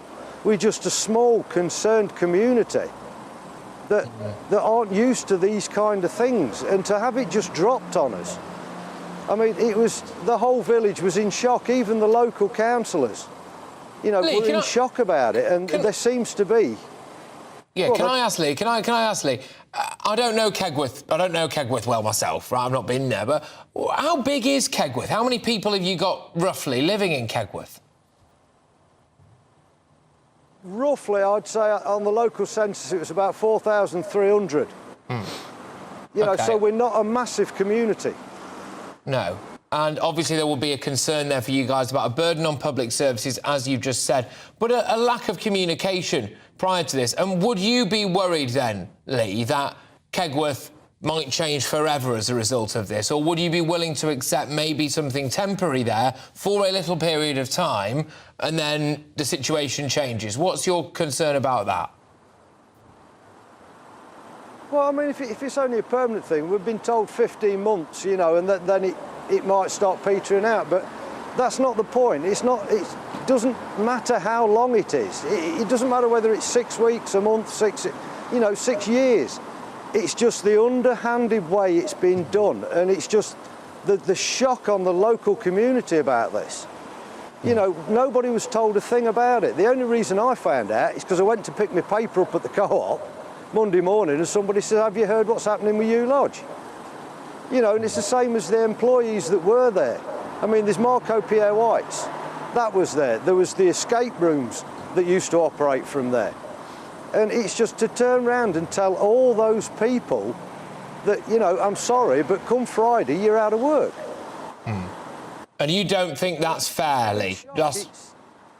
Yeah, last question, Lee. Last question, Lee. No, I don't think it is fair. You don't. No. No. OK. All right, Lee, thank you very much. Lee Edwards, who is a resident of Kegworth and is taking part in a protest later today. That protest is due to, I think, really start at around 5 p.m. mark. There's going to be a parish council meeting. We'll bring all of that to you. Thank you very much, Lee Edwards. Look, joining me now is the independent MP for North West Leicestershire and somewhat of a household name as well. It's Andrew Bridgen. Andrew, thank you very much for joining us. Let's talk about this first, then. What's your view on what we're seeing there? Local residents in Kegworth, very angry. No whiff, by the way, of the far right with that guy or anything particularly right-wing. In fact, you could argue it was quite left-wing. He was more concerned about workers' rights than anything else. What's your view about that hotel being plonked in Kegworth? Well, I completely understand why the residents, my constituents in Kegworth, would be concerned. North West Leicestershire is a very tightly knit community. People don't move out of it. It's the same families' names are on the war memorial as live in the streets today. And to have 250 economic migrants, they're all male, dropped in to a small village community, it's a big shock for them. They don't know where they've come from. They don't know that they're going to have the same values and respect for the law and customs that we're used to in North West Leicestershire. And that's a huge concern. And what's even more worrying, Patrick, is that the spectre of using this hotel in the middle of the village of Kegworth was raised last September. I challenged it and the Home Office and said that, look, there's no security. You can't secure the site. It's in the middle of the village. And they accepted that it was an unsuitable site. And then mysteriously, a few months later, 4 months later, at almost no notice at all, they just send me a letter that they're using it anyway, and 250 migrants, economic migrants, are coming into my constituency. We've already got Andrew, one just a couple of questions on this. South end of the constituency, which has been used for years. Just a couple of questions on this then. So firstly, why was this hotel deemed to be unsuitable initially? And secondly, we were told, as far as I'm aware earlier on, that this was a hotel going to be used for Afghan refugees, OK, which I think maybe does something slightly different in the public psyche because people have seen the horrors of Afghanistan and no one would want to live under the Taliban, obviously. But we're hearing now that's not necessarily the case. Egypt, Somalia, and clearly a bit of, what should you say, not misinformation, but whatever, around that particular situation there. So why do you think that's happening? So firstly, why was it unsuitable? And secondly, why can't they just be upfront about the nationalities of the people who are staying there? Well, because the hotel is in the middle of the village and there's no security fence. There's no way of securing that site in the village, and that was why it was deemed unsuitable. I'm told there will be 4 security guards. They're not to keep anybody in the hotel. They're to keep people out, I'm told. I was told by the Home Office migrant accommodation team in a meeting last week that it would be Afghans, but clearly I've been told by the local parish council that there are different nationalities. I was told they'll be there for about 6 months and then they're rotated out to other accommodation, but clearly other people will be coming in and we don't know where they're going to come from. It'll be whichever migrants are crossing the channel. I think the important thing is that we're promised a small boats bill will be presented to Parliament either this afternoon or tomorrow for its first reading. And the sooner we can get on and stop these people coming across the channel from safe third countries, the better. OK, Andrew, will you be going to this protest? Say again? Will you be going to this protest tonight, or are you down in Westminster? I'm in Westminster. We've got votes we've got votes this evening. Just on that, Andrew, as well, look, I've got to ask you, clearly the lockdown files have been rather revealing, haven't they? And I just wanted to know what you were making of it. The latest round today, anyway, is along the lines of the fact that Matt Hancock was wanting to scare the pants off the nation with talk of a new variant. I think that's quite interesting. And that lockdowns continued basically so that the government didn't look bad. You clearly have had your run-ins recently when it's come to certain views about lockdowns and vaccines, obviously. How do you feel when you are seeing... I voted against some of the lockdowns. I voted against masks. I voted against the NHS mandate. I voted against Plan B. And I said in that debate in December 21 that the biggest pandemic we were suffering across the world and across our country was a pandemic of fear, that it's badly affected mental health, and especially young people who haven't got the mental resilience, and it had got to stop, and that was from the government itself. What we're seeing is that was exploited, and the way that Matt Hancock and Simon Case has not come out of this as well, a senior civil servant, they seem to revel in it. It's pretty distasteful. OK, Andrew, thank you very, very much. Andrew Bridgen there, who is the Independent MP for North West Leicestershire, initially talking about a story that we're going to be covering left, right and centre on this show, which is a protest outside a hotel in Leicestershire about the introduction of around 250 asylum seekers. Like I've said before, we were told that they were going to be from Afghanistan. It appears now that maybe that's not the case. Does that change anything? Let us know what you think. It ties into my big question for you, GBviews at gbnews.uk, which is this. Do you think that it is a human right to be able to come and live and work in the UK, or should it be more of a privilege? Get your emails coming in. I know I'm telling you to email in. I'm not reading a lot of them out at the moment. I will do later, but we can't really come up for breath because the row over Sue Gray's appointment has kicked off again, as Sir Keir Starmer's Chief of Staff has played out in the House of Commons. Did the Labour leader break rules when he appointed her? We'll find out very, very shortly. Monday to Thursday nights on GB News. At 6, it's Dubes & Co. 7 o'clock, Farage. At 8, join Jacob Rees-Mogg. And at 9, Dan Wootton Tonight, followed by Headliners. On TV, radio and online. This is GB News. It's all about family, being in people's living rooms, all the interaction and getting to know who our viewers and listeners are. When I was young, my dad used to say, Nana, stop arguing. I wanted an outlet that would enable me to give my opinion. People are going through a really hard time right now, and I know that you don't feel like you're being listened to by the establishment. I came to GB News because it's the People's Channel, and I want the audience to have their say on the events of the day. We're dynamic. We do something different. Democracy shows that the wisdom of the nation is in its people. I get to travel to find out what the story is from a personal perspective. The British people aren't fools. We know when we're not being told the full story. We've got to work out how Britain moves forward from this. It's the best country in the world. The establishment had their chance. Now we're here to represent your views. Britain's watching. Britain's watching. Britain's watching. We're proud to be GB News. The People's Channel. Britain's news channel. We are GB News, the People's Channel. And right across the United Kingdom. You can find us on Sky Channel 512. Virgin Media Channel 604. Freesat Channel 216. Freeview Channel 236. And YouView Channel 236. You can also take us with you on DAB Plus Radio. With the GB News app and at the website gbnews.uk. We're absolutely everywhere. Come join us on GB News, the People's Channel, Britain's news channel. GB News has its own late-night paper preview show, Headliners, where comedians take you through the next day's top news stories. You don't have to bother reading the newspaper, we've got it covered for you. Headliners, every night at 11 p.m. and repeated every morning at 5 a.m. We won't send you to sleep like some of the other paper review shows out there. GB News, the People's Channel, Britain's news channel. Join me, Nana Akue, Saturday and Sunday afternoons on GB News. Expect fiery debate and passionate discussion as me and my panel tackle some of the biggest topics hitting the headlines. It's a place for everyone's opinion. No one gets cancelled, but no one gets an easy ride. Oh, she's on it today! Be ready for conversations that are fierce, frank, and of course, fun. Every Saturday and Sunday afternoon from 4 p.m. on GB News, the People's Channel. Join me, Camilla Tominey, on Sunday mornings from 9:30, taking the politicians to task and breaking out of SW1 to see how their decisions are affecting you across the UK. Bursting the Westminster bubble every Sunday morning, only on GB News, the People's Channel. Britain's watching.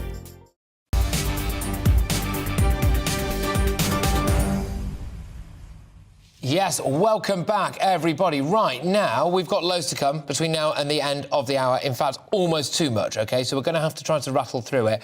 I am going to be talking about Rishi Sunak's new migrant plan. So he wants to end the small boats crisis. He wants to make sure that anyone who comes here illegally, through illegal routes, will not be allowed to stay, will not be allowed to apply for asylum again in the future, and, of course, won't even be allowed to visit, apparently. But people are saying, how are you going to do this, Rishi, unless you break international law? So that's the big question mark for Rishi Sunak. But also, on top of that, I am going to be talking as well to James Heal, who is the diary editor at The Spectator.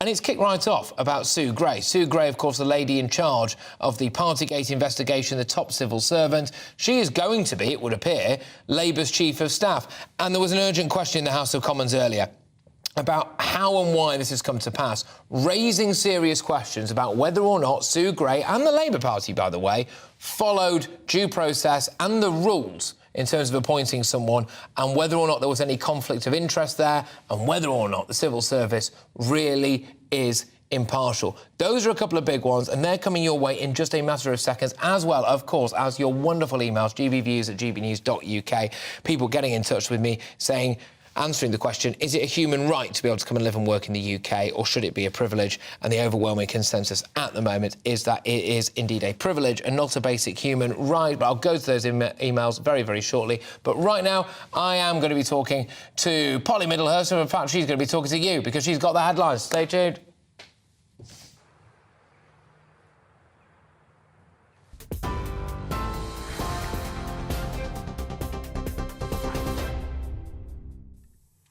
Patrick, thank you. Well, our top story today, former Met police officer Wayne Couzens has been sentenced to a further 19 months in prison after pleading guilty to 3 charges of indecent exposure.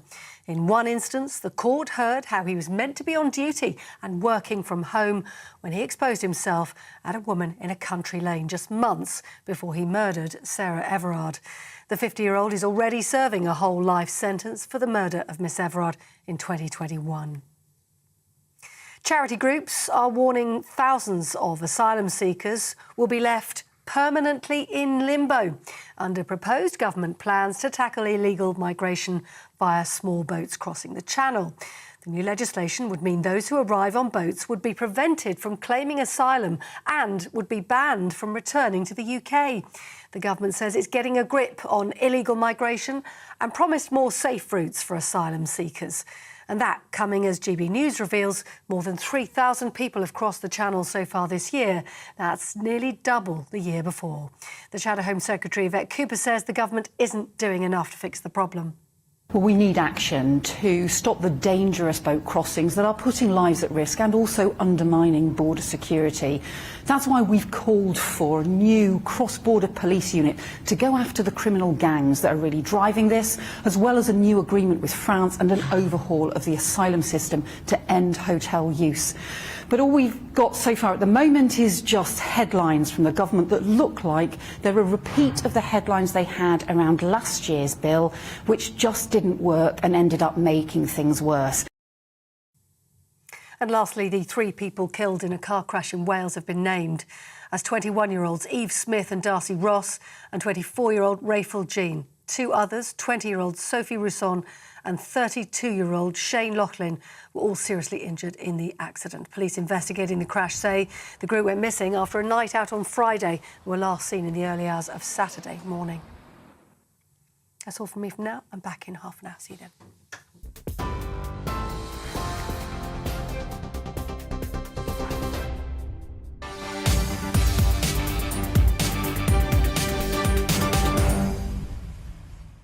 Right, yes, later this hour I will bring you bang up to date with Rishi Sunak's latest plans to end the migrant crisis. But right now, though, to 2 big stories concerning the the civil service. Labour leader Sir Keir Starmer has said he had absolutely no contact with Sue Gray as she prepared her reports into COVID lockdown gatherings in Downing Street. It comes as the ex-senior civil servant will tell the government appointments watchdog when she first had talks about becoming Sir Keir Starmer's chief of staff following Tory anger over a proposed move. But some Tories have argued this could undermine civil service impartiality, and it comes at a time when Simon Case, who is the most senior civil servant in the country, is also under pressure over some of the WhatsApp messages he sent to Matt Hancock during the COVID pandemic. Here to pick our way through this particular minefield is the political correspondent at The Spectator, James Heal. And James even tweeted, "How on earth does Simon Case still have a job?"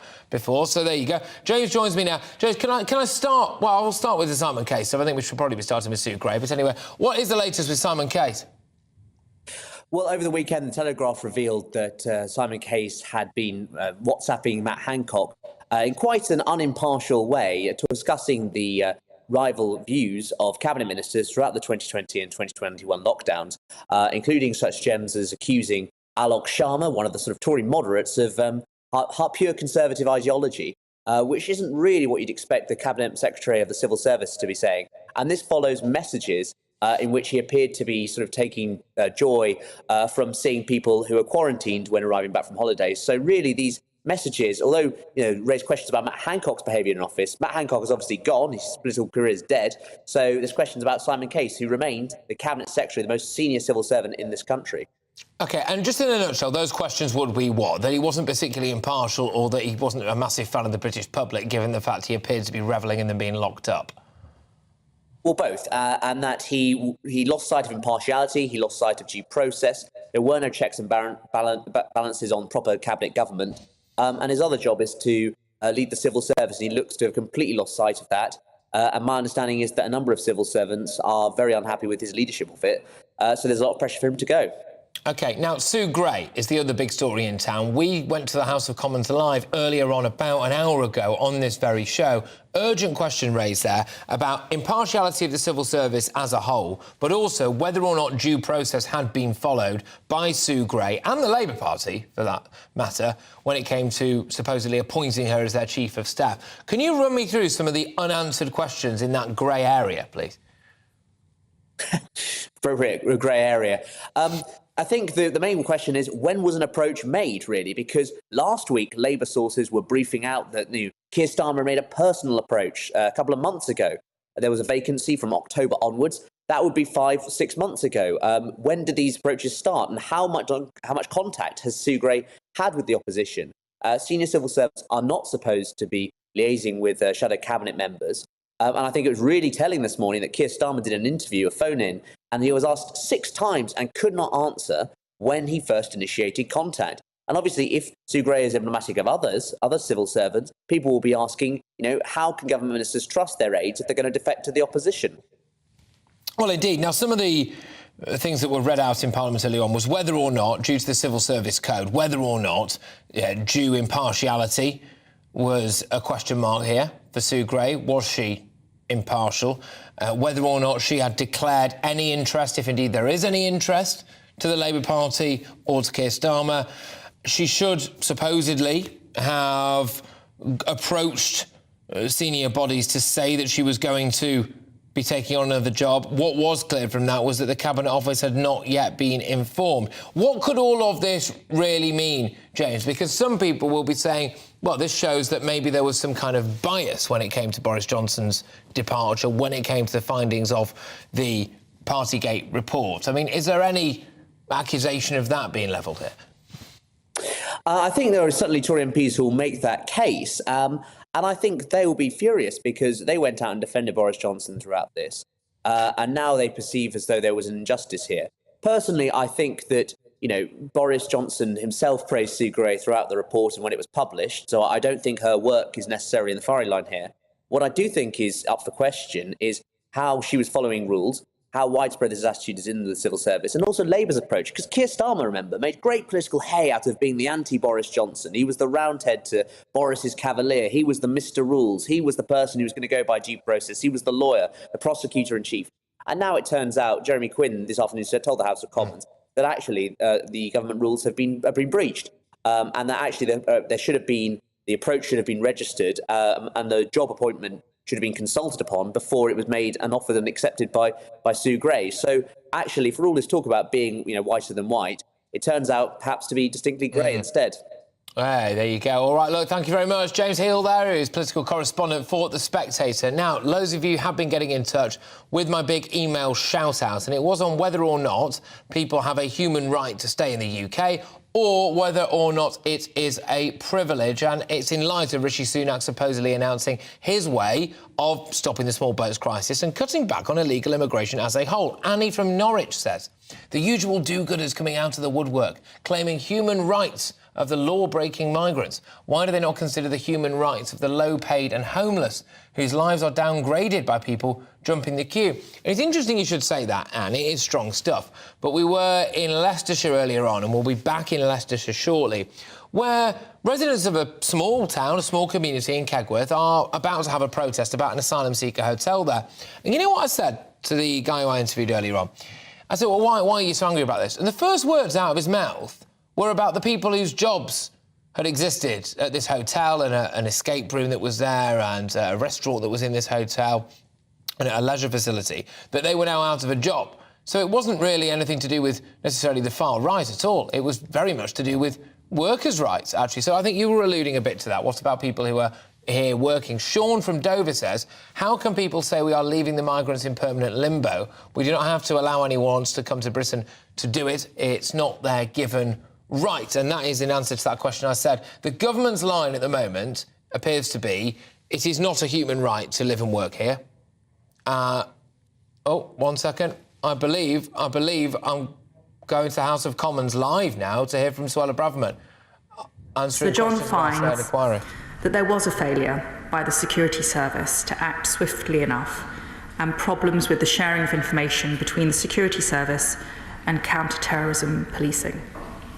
Following the publication of the report, the Director General of MI5 and the head of counter-terrorism policing offered their profound apologies for not preventing the attack. Sir John does not blame any of the educational establishments that the bomber attended for failing to identify that he was a risk, but he does find that more needs to be done to ensure that education providers share relevant information about students. Sir John concludes that the bomber should have been subject to a prevent referral at some point in 2015 or 2016, adding that, however, it is very hard to say what would have happened if he had been approached under Prevent or the Channel programme. The police investigation into the attack, Operation Manteline, is praised. Although Sir John cannot conclude whether the attack would have been prevented, he finds that there was a significant missed opportunity to take further investigative action that he judges might have led to information which could have prevented it. While this is welcome, and the Home Office will work at pace with both organisations to act on the Chairman's recommendations, we must not lose sight of the fact that responsibility for the attack lies with the bomber and his brother. So these conclusions require careful consideration, Madam Deputy Speaker. Since 2017, the government has made a number of changes to how we deal with and seek to prevent terrorist attacks. We have given law enforcement and intelligence agencies improved powers. We have strengthened the controls around access to explosives precursors. We've strengthened the management of terrorist and terrorist risk offenders in prison and on licence. We've ended the automatic early release of terrorist offenders in England, Wales and Scotland. And we've ensured that the sentences served by terrorists reflect the severity of their offending. And we've strengthened the tools for monitoring dangerous people in the community. We've invested heavily in counter-terrorism, unveiling a new counter-terrorism operations centre in 2021 that brings together partners from counter-terrorism policing, the intelligence agencies, the criminal justice system and other government agencies. This will allow minute-by-minute collaboration between teams in the police and the MI5. Last year's integration of Special Branch into the national CT policing network will improve our response to the full range of national security threats, boost skills and ensure better communication between agencies and a more consistent and effective national response. Work is currently underway to develop a new faith security training scheme to raise security awareness amongst faith communities and help them to mitigate threats. We continue to engage with faith organisations and security experts to develop this scheme. In April, my right honourable friend, the member for Witham, announced the continuation of the Jewish Community Protective Security Grant for 2022. In May, new funding was allocated to provide protective security at mosques and Muslim faith schools. In response to any terrorist attack affecting British nationals in the UK or overseas, the Home Office's Victims of Terrorism Unit works to ensure the right support is available to them.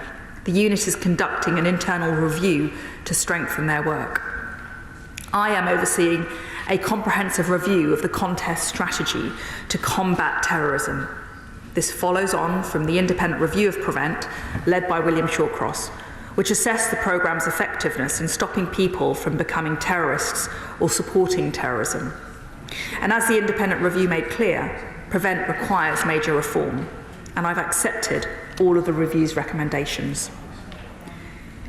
It has underestimated the threat of Islamist extremism, which remains by far the biggest that we face. Too often, it has minimised the role of ideology in terrorism. Prevent will focus on security, not on political correctness, and its first objective will be to tackle the ideological causes of terrorism. The government has also developed a comprehensive system of support for the owners and operators of public places across the UK. This includes access to research-driven expertise through products delivered by the National Counter-Terrorism Security Office and the Centre for Protection of National Infrastructure. But we must go further, Madam Deputy Speaker. Martin's Law, formerly known as the Protect Duty, will introduce proportionate new security requirements for certain public premises throughout the UK. They will be better prepared, ready to respond, and their staff will know what to do in the event of a terrorist attack. Martin's Law will clarify who is responsible for security activity at the premises in scope, increasing accountability. We are also considering how a full inspection function will oversee compliance to provide appropriate advice and, where necessary, to sanction. Martin Hett was one of those killed in Manchester. I'm enormously grateful to his mother, Fegan Murray, and the Martin Laws campaign team, as well as to Survivors Against Terror and all security partners, businesses, charities, local authorities and victims group that have informed our work. I've always been humbled when I've met them and heard about their experiences. The doctrines that underpin how the emergency services respond to incidents have improved since the attack. So, Madam Deputy Speaker, I want to close by once again recognising the anguish and courage of the loved ones of those who were killed or hurt on that dreadful night. It united the country in sorrow and in disgust.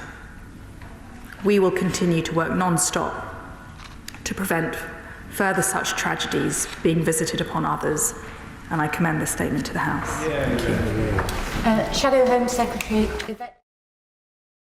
Well, that was Suella Braverman there, who's the Home Secretary. She was speaking in the House of Commons reacting to the Manchester Arena bombing inquiry, clearly saying lessons have been learned. We will do our best to make sure this doesn't happen again. It was in light of an interesting article that she wrote, especially as a Home Secretary. It's certainly, in my memory, the first time I've ever seen a Home Secretary really dish it out when it came to not succumbing to certain elements of the Islamic community in this country. Specifically, she was talking there about the issue of the autistic teenager who brought a copy of the Quran into school, who, as we understand it, has potentially now had to go into hiding as a result of that. But I'm going to move away from that right now and move towards a story where tributes have been paid to the 3 people killed in a crash that left 2 others seriously injured. Now, all 5 were in a Volkswagen Tiguan that came off the A48 in Cardiff and crashed into 3 trees. Gwent police said all 5 people, including 3 women and 2 men, had last been seen in Cardiff in the early hours of Saturday morning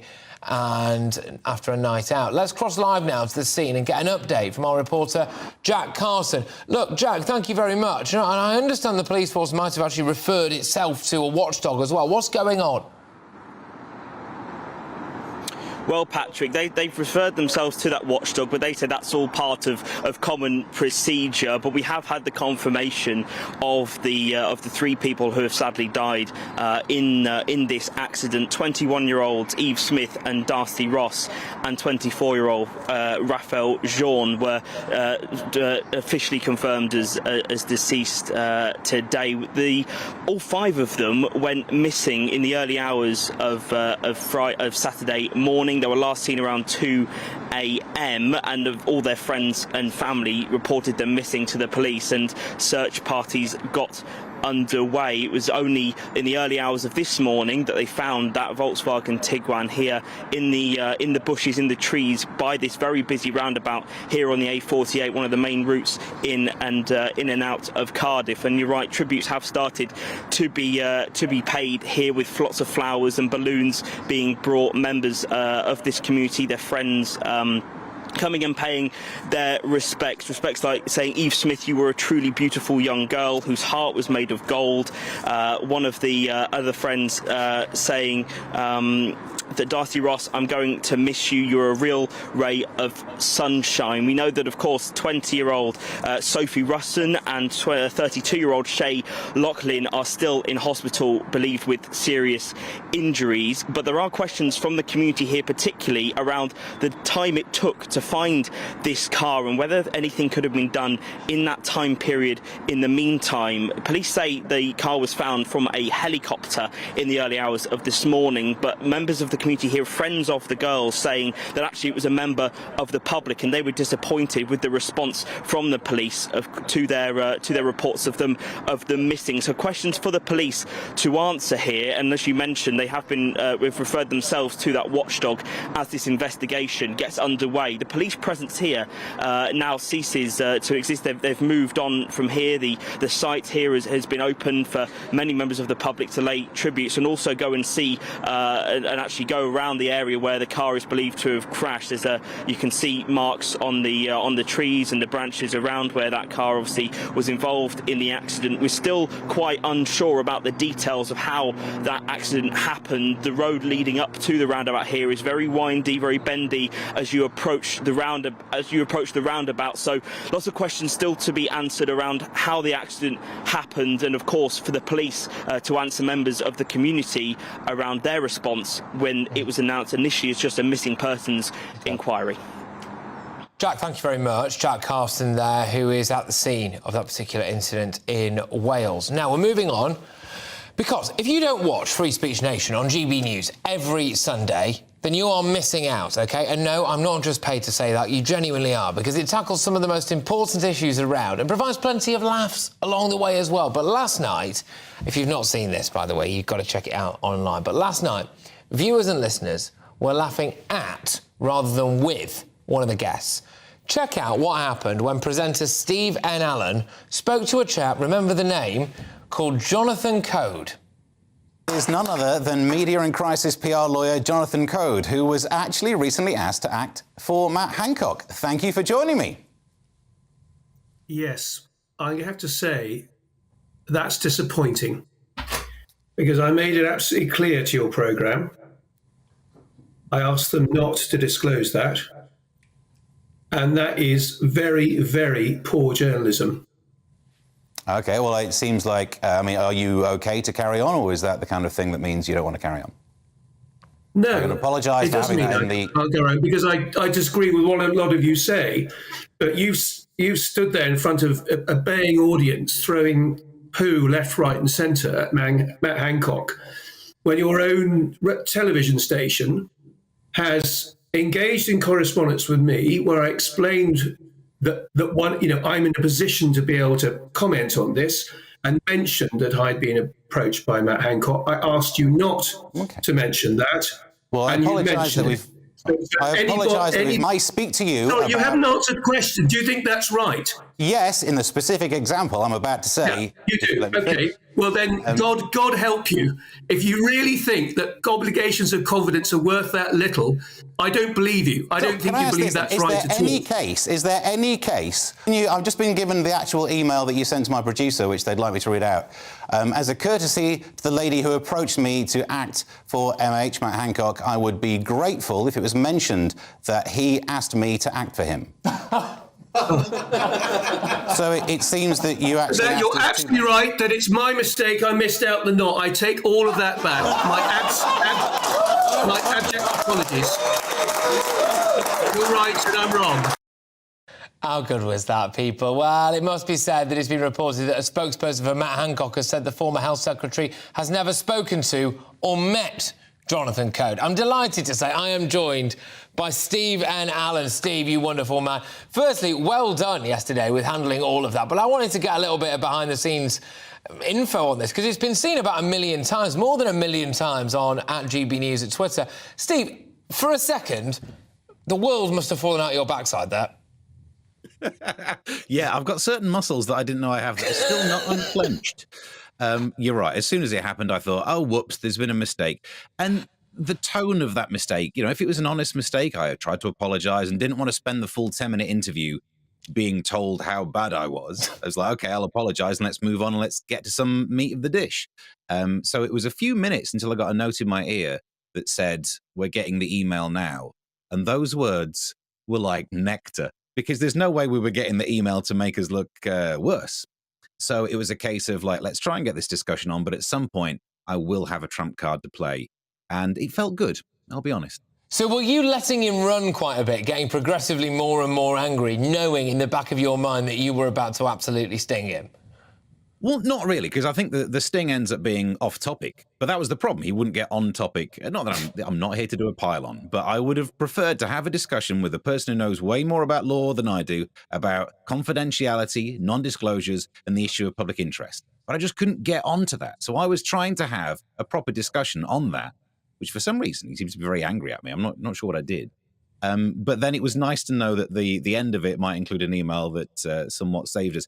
The thing about having a live audience on that show is that, it can go either way. But I think their response was exactly what helped. I think that was the thing that made me feel a bit more comfortable. As soon as that laugh happened, I realised maybe I still have a career. Yes, well, you definitely do have a career. And can I just say, Steve, look, I've been in similar-ish situations than that, and it will be no surprise to anyone I've handled them nowhere near as well as you did. So congratulations, Steve. And look, you've got a viral clip out of it, to say the least. But yes, that's Steve and Alan there. Thank you very much. He was the man himself there who was speaking to Jonathan Coad. Like I said, there is a longer version of that. You can go and check that out online. Make sure you do. But nice to get a little bit of a behind-the-scenes thing there, wasn't it, as to the exact nature of what went on. Time for a quick break now, but in just a few minutes, we will be live to the village of Kegworth in Leicestershire, where locals are about to start a protest about plans for 250 asylum seekers to be housed in a hotel. And I will ask, is it a human right or a privilege to be a British citizen? See you shortly.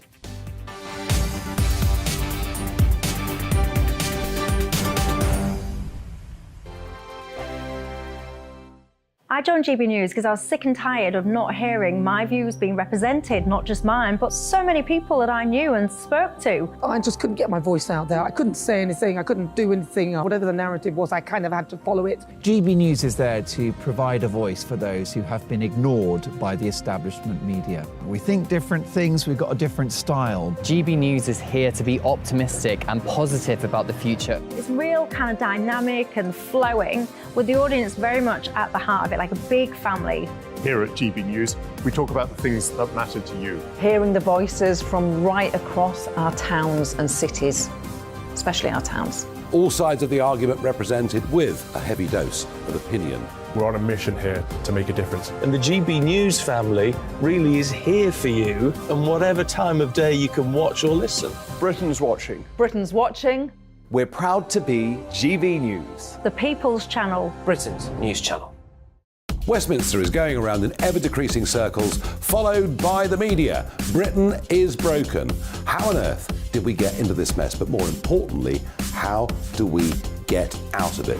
Join me at 7 p.m, Mondays to Thursdays on Farage, here on GB News. We will have open, rational debate. We've got to work out how Britain moves forward from this. Join us here on GB News, the People's Channel. Britain is watching.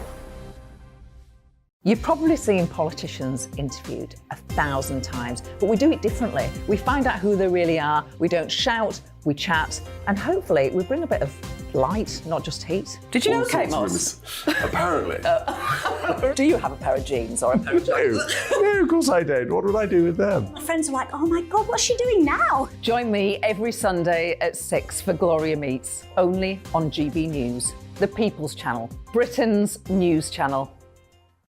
I'm Jacob Rees-Mogg, the Member of Parliament for North East Somerset and a former government minister. For years, I've walked the corridors of power in both Westminster and the City of London. I campaigned in the largest democratic vote in our island story. I know this country has so much to be proud of. We need to have the arguments, the discussions on how we make it better. The wisdom of the nation is in its people. Vox Populi, Vox Dei. That's why I'm joining the People's Channel. Join me Monday to Thursday at 8 p.m. on GB News, Britain's news channel.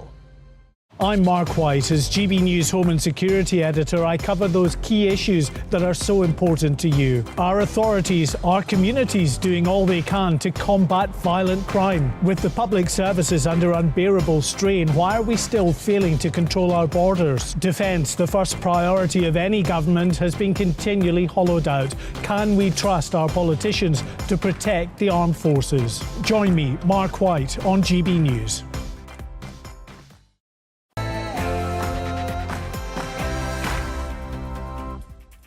Yes, all right. Welcome along, everybody. It's 5 p.m. You're with me, Patrick Christys, on GB News. Here's what's coming up this hour. Well, there's only one place to start, isn't there? It's the Channel migrant crackdown. Rishi Sunak thinks he might have finally found a solution to not just the small boats crisis, but frankly, illegal immigration as a whole. And we will be going live as well to Leicestershire, where people, local residents, are up in arms. They are protesting about an asylum seeker hotel in their area. I am going to be having a big debate as well this hour. Is it actually a human right to be able to come and live and work in Britain, or should it be a privilege? What else have I got? Well, the world of politics. Matt Hancock, it remains quite a bad time to be Matt Hancock, doesn't it? He stands accused of COVID psychological warfare, trying to, allegedly anyway, scare the pants off us all with some kind of new COVID variant. More from the world of politics, because it is Sue Gray, people. Yes, we took an urgent question in the House of Commons just about an hour ago on this show, and we're still picking the bones about it because it raises serious questions about the impartiality of the civil service. She was in charge of the old Partygate brigade, wasn't she? And then now, of course, going to be Labour's Chief of Staff. Impartiality of the civil service and whether or not due process was followed as well. The relationship, or otherwise, between her and Keir Starmer and the Labour Party. And just to finish us all off at the end as well, I'm going to be talking about Prince Harry, because he's in hot water, kind of saying that taking hard drugs was good for his mental health. People are saying, actually, Harry, it can be deadly. Oh, and black American comedian Chris Rock has come out and slammed Meghan Markle, saying what she faced from the royal family wasn't racism. All of that coming your way, and much, much more. Make sure you stay with me.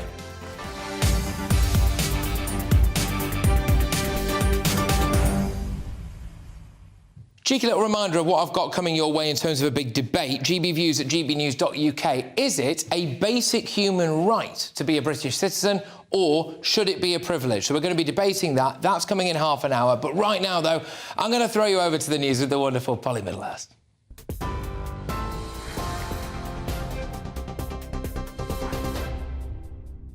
Patrick, thank you, and good evening to you. Our top story on GB News this evening: former Met Police officer Wayne Couzens has been sentenced to a further 19 months in prison after pleading guilty to 3 charges of indecent exposure.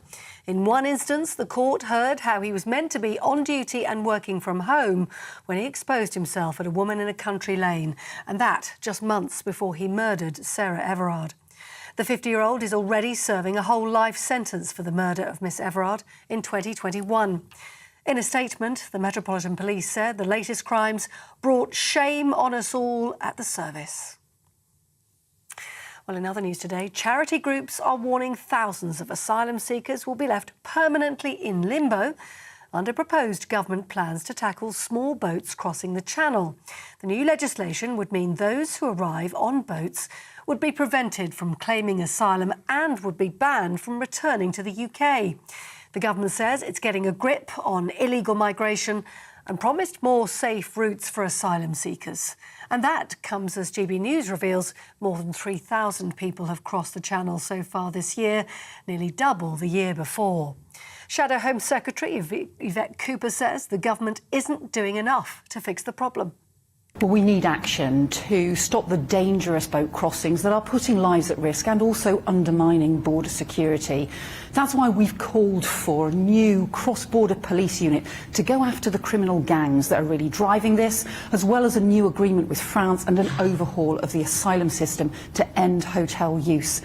But all we've got so far at the moment is just headlines from the government that look like they're a repeat of the headlines they had around last year's bill, which just didn't work and ended up making things worse. Tributes have been paid to 3 people killed in a car crash in Cardiff. 21-year-old Eve Smith and Darcy Ross and 24-year-old Raphael Jean all died in the accident. 2 others, 20-year-old Sophie Russon and 32-year-old Shane Laughlin, have been left seriously injured. Police investigating the crash say the group went missing after a night out on Friday and were last seen in the early hours of Saturday morning. Cabinet ministers have accused Sue Gray and the Labour Party of breaching impartiality rules in the civil service. Labour confirmed last week that the former civil servant who led the investigation into Partygate plans to become Sir Keir Starmer's new Chief of Staff. The government has cast doubts on whether Miss Gray has followed due process to notify officials regarding her appointment. At an urgent question this afternoon, the Deputy Labour leader Angela Rayner accused the government of stirring up conspiracy theories. Paymaster General Jeremy Quinn demanded Labour publish a record of their meetings with Miss Gray. The party opposite talks about rules. They talk about transparency. They talk about standards in public life. Given all the constant talk, it's time they walked the walk. Why are they refusing to publish when they met with Sue Gray? Why are they being evasive? Why can't they tell us what they discussed, where they met, how often they met? Their refusal to do so begs the question, exactly what is Labour trying to hide? Peers and MPs are warning the Prime Minister's strike bill is likely to be in breach of the European Convention on Human Rights. The proposals aim to ensure minimum working standards during industrial action across 6 sectors, including health and transport. But a report by the Cross-Party Joint Committee on Human Rights has called the government to reconsider the legislation. The warning comes as the Unite Union has called off the latest upcoming ambulance strikes in England in order to hold pay talks with the government. The industrial action had been due to take place today and Wednesday. And firefighters have voted overwhelmingly to accept a new pay offer, ending the prospect of strike action. The deal is for a 7% pay increase, backdated to July last year, plus an additional 5% from July. 96% of Fire Brigade Union members accepted the offer, but General Secretary Matt Rack admitted it was another real terms pay cut. Now, Novak Djokovic has been forced to withdraw from the Indian Wells tennis tournament in California because of his COVID vaccination status. International visitors to the United States are required to have received 2 jabs against coronavirus, but the world's #1 tennis player is unvaccinated. The country's restrictions are due to end next month, and the tennis star had been hoping for a special exemption as the tournament starts on Wednesday. That's all from me for now. I'm back in half an hour. See you then.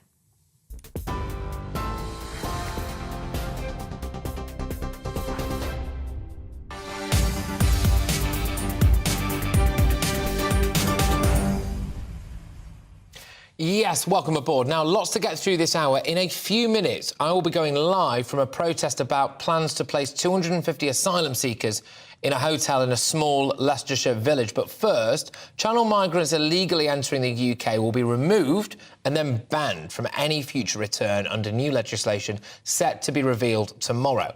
More than 3,000 people have crossed the English Channel in small boats so far this year. Nearly 46,000 entered Britain in similar fashion last year, but the government is expected to outline quite bold plans, actually, which it believes will get a grip on illegal immigration. Now, it would see people arriving on small boats removed from the UK, banned from future re-entry and unable to apply for British citizenship. Charities, of course, have criticised the move. They're saying it's unworkable, that we'd have to leave migrants in limbo or break international law. Labour has questioned the timing of the announcement. They think it's an electoral tactic. And Jonathan Gullis joins me now, who is a Conservative MP for Stoke-on-Trent North. Jonathan, great stuff. Thank you very much for coming back on the show. What do you make of these plans? Because people are saying, well, actually, we wouldn't be able to do them unless we contravened international law. Well, actually, I think the Prime Minister deserves full credit for being brave and bold quite clearly against the wokerati that want to pretend that everyone coming over is somehow fleeing war from safe mainland France. And obviously, we all know the truth, they're economic migrants. The idea that someone should arrive here illegally means that they're barred from being able to claim asylum is correct. They shouldn't be allowed to try and return again and therefore able to try and claim British citizenship. That's correct. And we should absolutely be using the offshoring powers in the Nationality and Borders Act through deals with Rwanda and Albania, and I hope many other third safe countries, to get people who have come here illegally off our shores. Because the quicker we do that, the quicker we'll break apart the smuggling gangs model. Supposedly, what will happen going forward would mean that anyone who comes to this country through an irregular route, even if they have come from a war-torn country or country ruled by the Taliban, like Afghanistan, even they would not be allowed to seek asylum here, and once they've got here would be banned from seeking asylum again in the future and banned from visiting. Do you agree with that? I do agree with that, because actually when you're claiming asylum, you shouldn't be shopping around for the one country that you want to go to. Fleeing for your life means claiming asylum in the first safe country that you come across. That was something Baroness Scotland, a former Labour minister, once thought, and something the Labour Party should actually try and adopt once again if they can finally get the courage to stand up to the hard left on Twitter. And so I think it's entirely appropriate for people to be told that coming through safe third countries like France, like Italy, like Germany, NATO members, UN members, in France's case, UN co-founding country, there's absolutely no need to have to come here illegally. We have a points-based immigration system, particularly when you've got a third of entries from Albania, which is absolutely outrageous. When they don't need to come here at all and can get a flight, as we've said, Patrick, on your show before, for 28 quid. You don't need to spend $4,500 to smuggle yourself on an unseaworthy vessel illegally. I'm going to go shortly, Jonathan, to protests outside a hotel in Leicestershire, a small town called Kegworth in Leicestershire. They are quite angry that it appears that 250 asylum seekers are going to be placed in that hotel. Now, I am going to use the phrase asylum seekers quite loosely there, because we were told initially that they were all from Afghanistan. Over the course of this show, it has emerged that actually some of them are supposedly from Egypt, some of them might be from Somalia, etc. So clearly, we don't know, with anything like the clarity that was initially presented to us, where these people have come from. The locals there are saying that people have lost jobs at that hotel and at event sites within that hotel. So there was a restaurant in there, apparently there was an escape room in there. I'm wondering, Jonathan, do you think that it should be illegal for people to lose their jobs in order to make way for asylum seekers or whoever coming in, having to live at these hotels? Well, at the very least, people should be financially compensated appropriately. I mean, in Stoke-on-Trent, we've had 2 hotels, sadly, taken over, one of which is directly opposite the railway station. So that's jobs gone there, hotel space for those who are coming to our city. 6 million visitors that come to Stoke-on-Trent will see as their gateway into our city, and sadly is now closed. And another one, which actually has swimming pool facilities where young people were learning to swim, elderly people were having time together to keep fit and obviously deal with loneliness, as well as obviously weddings that would take place there as well. It's absolutely outrageous and inappropriate. And what I want to hear from the Prime Minister very quickly is what we're doing about alternative accommodation, because the plans tomorrow are very exciting, but the detail must be there about where are people going to be placed other than hotels, and how are we going to make sure that those currently here and those coming here today before new legislation comes in, how quickly are we going to get them off British shores and return to Albania or other safe third countries? Jonathan, I know that this topic is absolutely top of your agenda, OK? You are all over this stuff. Rishi Sunak is supposedly going to be revealing what his grand plan is tomorrow.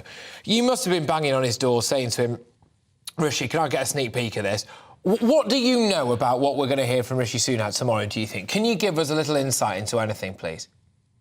I haven't had any detail. All I've had is what the media reports are suggesting is coming. I look forward to seeing the legislation presented tomorrow. And I think that the one area that I really want us to see is to be bravest of all is that we should derogate from the ECHR to stop them from delaying what inevitably is going to take a time through the legal courts in our domestic country. Okay. Got no problem with that. But we shouldn't have a European court and European judges telling us what to do with our borders and our laws. That's sovereignty for the United Kingdom. So what happens there then is, as you well know, people go, well, the only two countries who are not doing that is Russia and it's Belarus, and we are not Russia or Belarus. Do we want to be in the same bracket as that? If Rishi Sunak wants to make this work, as far as I can see at the minute, the only way you can do that is if he does something like what you just said there, which is bring us out of the ECHR, take us out, remove us from our international legal obligations. At the moment, I can't see another way of him managing to pull off what he wants to do unless we do that. So let's say that's what he does tomorrow, OK? How do you respond to those people who say, look, this would turn us into Russia or Belarus? What I remind them is derogation doesn't mean actually fully leaving. Derogation is simply saying that on this particular issue, which is about UK sovereignty and UK laws and our UK borders, that we have the right to self-determine how to control those things. And that France has derogation in ECHR at double the rate that we currently do in this country, and Germany much more as well. So if they want to go do some pious virtue signalling, go over to mainland Europe and do it over there, because I'm bored of hearing it over here. Jonathan, thank you very much. I mean, it's fantastic to have you on the show as ever. Jonathan Gullis there is the Conservative MP for Stoke-on-Trent North, and that is in response, initially anyway, to what is, let's be honest, going to be big news tomorrow when Rishi Sunak makes his big announcement. Also, though, on this issue, and locals are currently protesting over a plan to accommodate 250 asylum seekers at the U Lodge Hotel in the small village of Kegworth in Leicestershire. We've been picking up on this since earlier on. That protest is, frankly, due to start, I think, any moment. And we wanted to understand a bit more about it. This is the asylum seeker hotel issue. It gets a lot of you going. There is probably one in your town, or maybe even village. We can cross over now to GB News' East Midlands reporter Will Hollis, who is at this protest. Will, thank you very, very much. Can you just describe the scene where you are there, what's taking place and why, please? Good afternoon, Patrick. Yeah, we've been bringing you this story for the whole of the afternoon. Earlier, we were outside of the U Lodge Hotel where at least some of the 250 asylum seekers that are going to be living there for at least the next 12 to 15 months have already been getting accustomed to life here in the sleepy little village of Kegworth. Of course, that's why there is a protest happening right now here, which is about maybe half a mile away from it. This is really the village square, I suppose. There's a small car park, there's a co-op, there's a church over on one side, and then behind me you can see that there's maybe about 100 or so people that have come down to voice their concerns as to the local hotel, which until recently was the place where children would learn to swim, where people would have their weddings.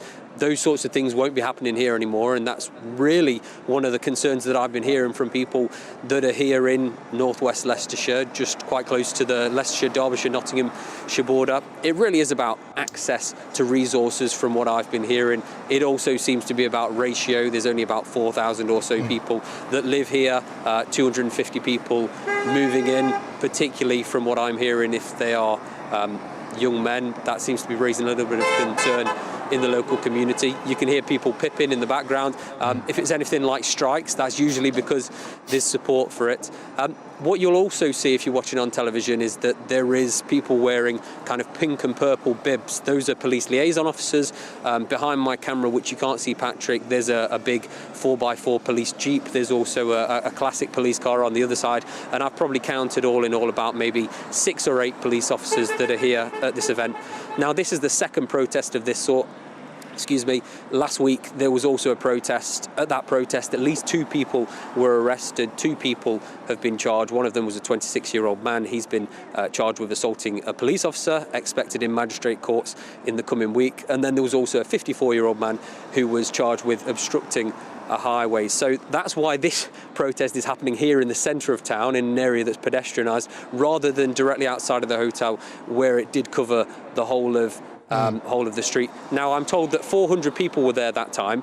It doesn't seem to be that number right now, but it is quite early, and this protest is expected to lead right up till the parish council meeting, which starts at around 7 o'clock. Yeah, no, absolutely. Look, Will, just very quickly, sorry, Will, just very quickly on this. We were all told, I think, initially that this was going to be around 250 Afghan asylum seekers. That appeared to be the line initially. And now maybe that's changing slightly. Do we actually know exactly where all of these people are from? Yes, well, I think the Home Office reserves the right not to say exactly who these people and exactly where they're from. With any of these sorts of situations, what tends to happen is the local MP, for this instance, Andrew Bridgen, finds out bits of information through their conversation with the Home Office. The Home Office tells them parts of that information, and then they report it to the media and to the public. So I think the idea of potentially them being mainly Afghans may have come from politicians and significant people that might hear a lot more than what is exactly happening. With these sorts of things, they're always a little bit murky, but from the conversations that I've been having with some of the people that are in that hotel, one of them was certainly from Iran and one of them was certainly from Egypt, and it tends to be that they are from Middle Eastern countries and North African countries. Look, Will, thank you very, very much, and thank you for bringing us this story and no doubt keeping us abreast of it as the evening progresses. Will Hollis there, who's just on the scene. Now, that's in Leicestershire. Now, again, I just want to raise a few questions about this, and we're going to be having a big debate shortly, which is to whether or not this is a human right to have a British passport or whether or not it should be a privilege. And bearing in mind as well that the people in that local area, I think, represent a lot of people in a lot of other local areas. What was fascinating was that interviewing somebody there on the ground at that protest, people will say, oh, well, I bet they're all members of the far right. What they were most concerned about was that the people in that hotel and the accompanying restaurant and a little event space had lost their jobs with no notice in that particular area. I mean, really, that was a question more about workers' rights and also access to their local facilities, like, for example, their GP surgery, and apparently there's only one shop in that area as well. I heard nothing mentioned whatsoever about race or ethnicity, so I thought that was worthwhile mentioning, actually. But coming up, we will discuss the leaked messages which suggest that Matt Hancock wanted to frighten the pants off everyone with news about a COVID variant. I'm asking whether or not it's a scare tactic, whether or not it was psychological warfare. I'll see you in a couple of minutes. First and foremost, I am a GB News fan, and I was before I was working here. Just love the fact that we're asking the questions that a lot of establishment media won't ask. With a bit of a twist, we not only want to inform you, but we want to keep you entertained. It's worth the drive because you get in and the team's all ready and waiting, they're itching to go, and it's a proper little family. GB News is the People's Channel. It's the audience that makes the programme sing. We're giving our viewers and our listeners a voice. I see the thousands of your letters, tweets, emails, you name it, coming in. Britain is broken. How on earth did we get into this mess? But more importantly, how do we get out of it? The establishment had their chance. Now we're here to represent you. It's time for something different. It's time for GB News. I'm very patriotic. I believe in Britain. Our best days lie ahead. Britain's watching. Britain's watching. Join us here on GB News. The People's Channel. Britain's news channel. Hi, Andrew Pierce here. Join me every Friday lunchtime for a proper no-nonsense debrief of the week's events. With special guests in the studio and the GB News team on the ground, I'll be getting you up to date with news, some intelligent discussion and my own sharp take. The weekend starts here with me every Friday lunchtime on GB News, the People's Channel, Britain's news channel. I'm Michael Portillo. Join me on GB News on a Sunday morning for topical discussion, debate, arts and culture, and sometimes even some ethical dilemmas. I don't always agree with you, Michael. Michael Portillo, Sundays on GB News, the People's Channel, Britain's news channel. I'm Andrew Doyle. Join me at 7 o'clock every Sunday night for Free Speech Nation, the show where I tackle the week's biggest stories in politics and current affairs with the help of my two comedian panellists and a variety of special guests. Free Speech Nation, Sunday nights from 7 on GB News, the People's Channel, Britain's news channel. Here on GB News Live, we'll be keeping you in the picture, finding out what's happening across the country and finding out why it matters to you. We'll have the facts fast with our team of reporters and specialist correspondents. Wherever it's happening, we'll be there from 12 noon on TV, radio and online. GB News, the People's Channel, Britain's news channel. Join me, Patrick Christys, Monday to Friday, 3 till 6. We tackle the day's news agenda like you've never seen before. It's high tempo, high octane, the most controversial topics and the best guests. You will not be able to take your eyes and ears off it. I'm not afraid to ask the questions that you really want answered. 3 till 6 p.m, Monday to Friday on GB News, the People's Channel, Britain's news channel. Join me, Lawrence Fox, on GB News. Frank, fun, fearless, and sometimes serious. Much as I love a Friday night punch-up, what I really want is a battle of ideas. I want to look at things differently. I want to hear different voices and engage with your unique experiences. Every Friday at 7 p.m. on GB News.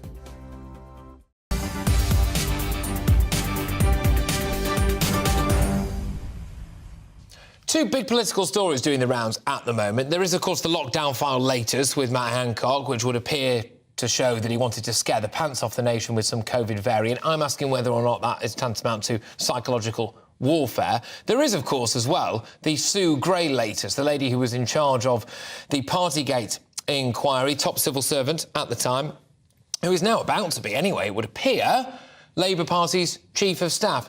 Urgent question earlier in the Commons, massive question marks over the impartiality of the civil service and her links to both Labour and Sir Keir Starmer before she went off and took this job. But I'm going to get the latest now from Darren McCaffrey, who is our political editor, I believe. I think Darren is joining us right now. Yes, he is. There he is. Hey, there we go. Right now, Darren, let's start with Sue Gray, if that's all right, because that was the urgent question, and then I'm going to veer onto the old lockdown file. So what do we know, or crucially maybe not know, about the Sue Gray Labour appointment as it stands?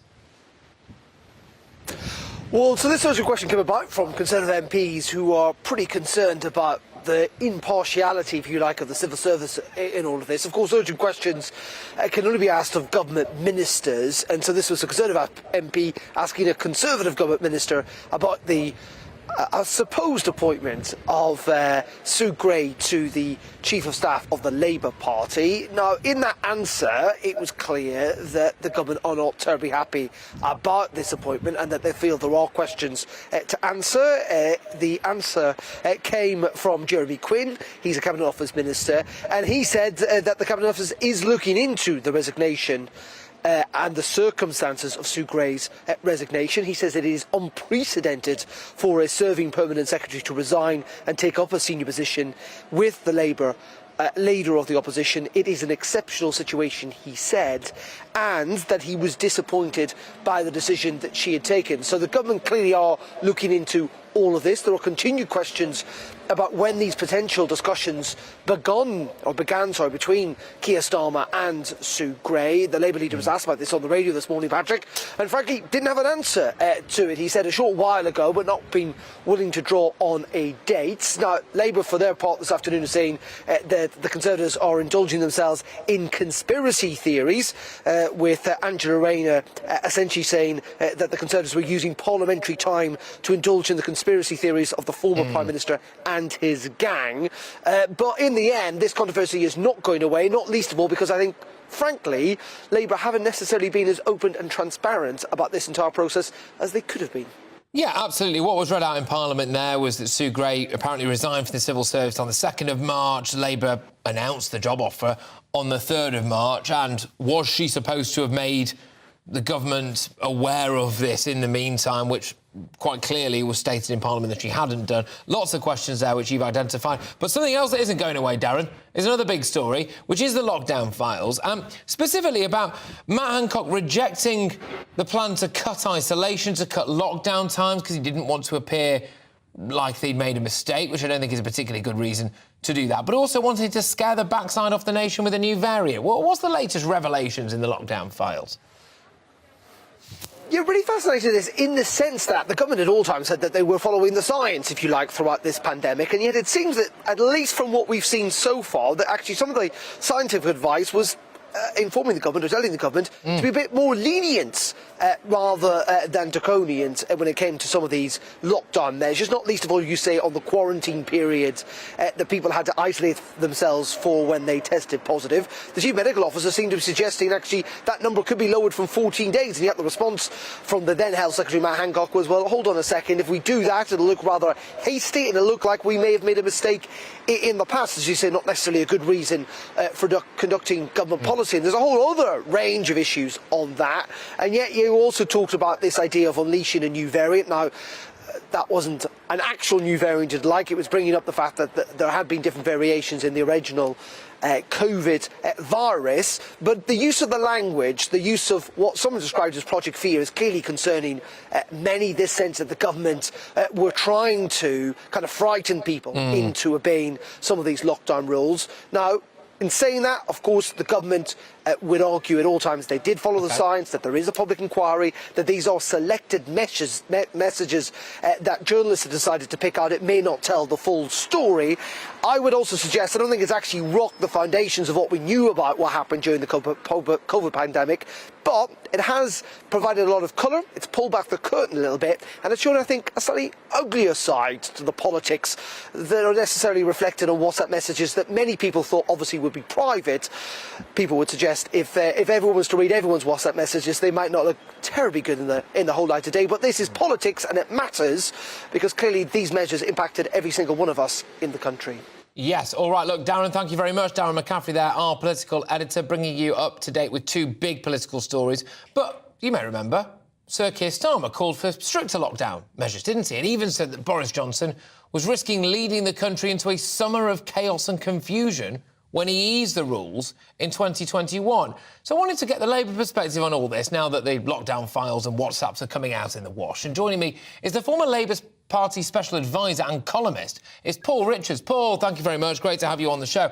Right, so firstly, what do you make of the latest batch of these lockdown messages, which is that Whitty was apparently telling Hancock to come out of lockdown sooner, and that the evidence appeared to be that we didn't necessarily need to have this lockdown, that isolation didn't need to be at the length of time that it was, and Hancock was saying, well, actually, it might make us look bad if we come out. What do you make of that?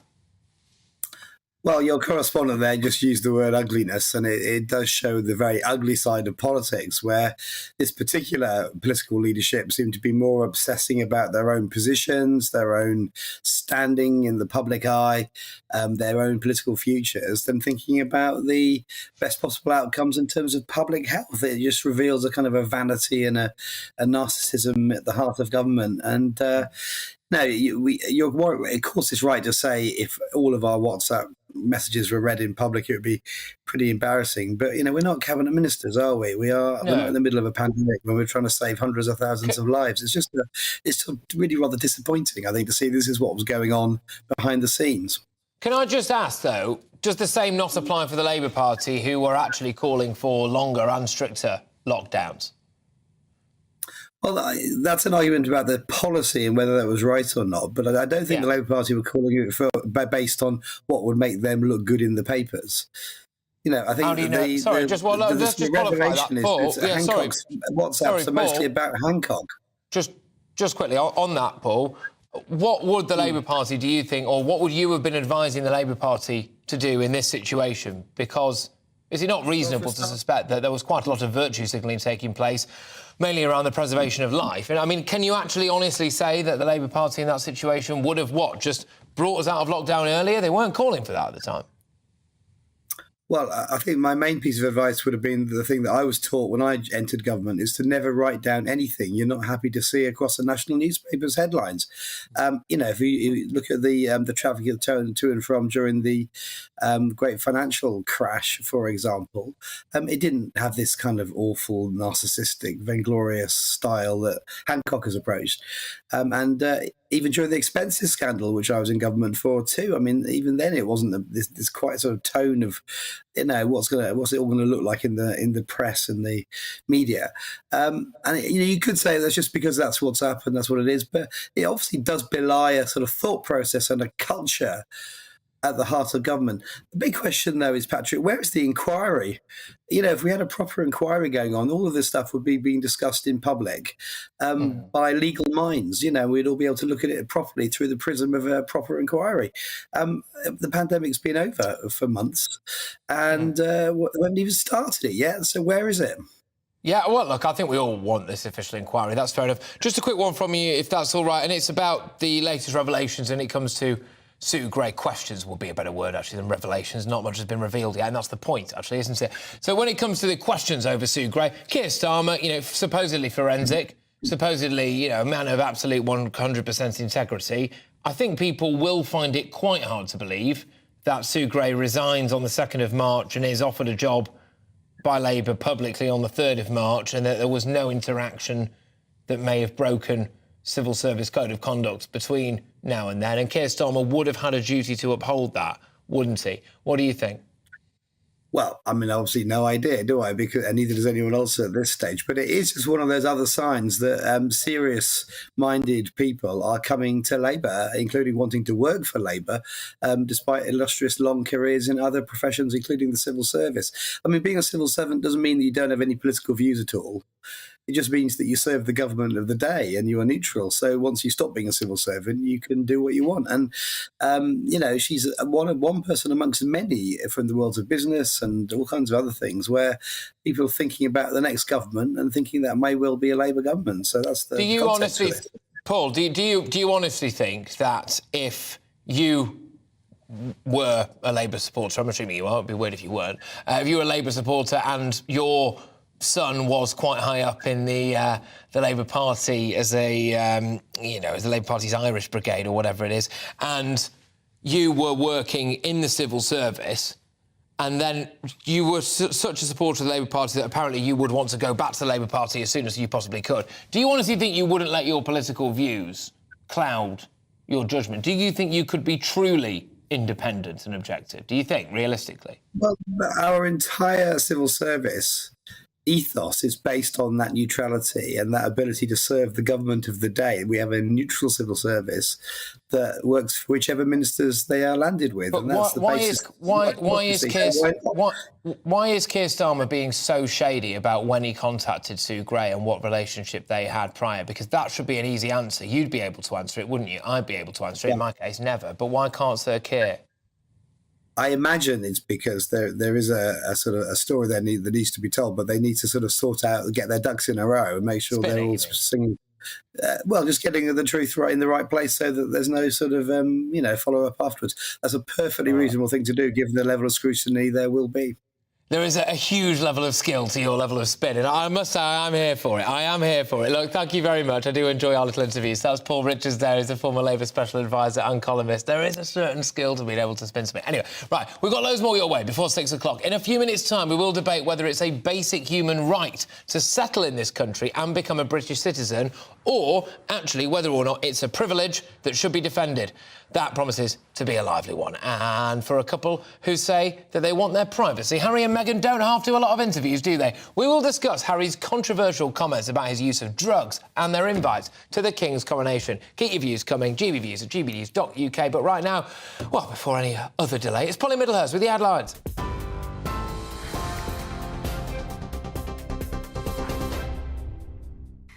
Patrick, thank you. The top stories on GB News today. Former Met Police officer Wayne Couzens has been sentenced to a further 19 months in prison after pleading guilty to 3 charges of indecent exposure. In one instance, the court heard how he was meant to be on duty and working from home when he exposed himself at a woman in a country lane, and that was just months before he murdered Sarah Everard. The 50-year-old is already serving a whole life sentence for the murder of Miss Everard in 2021. Charity groups are warning thousands of asylum seekers will be left permanently in limbo under new government plans to tackle illegal migrants using small boats to cross the Channel. The new legislation would mean those arriving on small boats would be banned from claiming asylum and from returning to the UK. The government says it's getting a grip on illegal migration and promised more safe routes for asylum seekers. And that, as GB News reveals, more than 3,000 people have crossed the Channel so far this year. That's double the year before. The 3 people killed in a car crash in Wales have been named as 21-year-olds Eve Smith and Darcy Ross and 24-year-old Raffle Jean. 2 others, 20-year-old Sophie Rousson and 32-year-old Shane Loughlin, were seriously injured in the accident. Police investigating the crash say the group went missing after a night out on Friday and were last seen in the early hours of Saturday morning. Firefighters have voted overwhelmingly to accept a new pay offer, ending the prospect of strike action. The deal is for a 7% pay increase, backdated to July last year, plus an additional 5% from July. 96% of Fire Brigade Union members accepted the offer, despite the union's General Secretary saying it was a real terms pay cut. Those are your latest news headlines. I'm back at the top of the hour. See you then.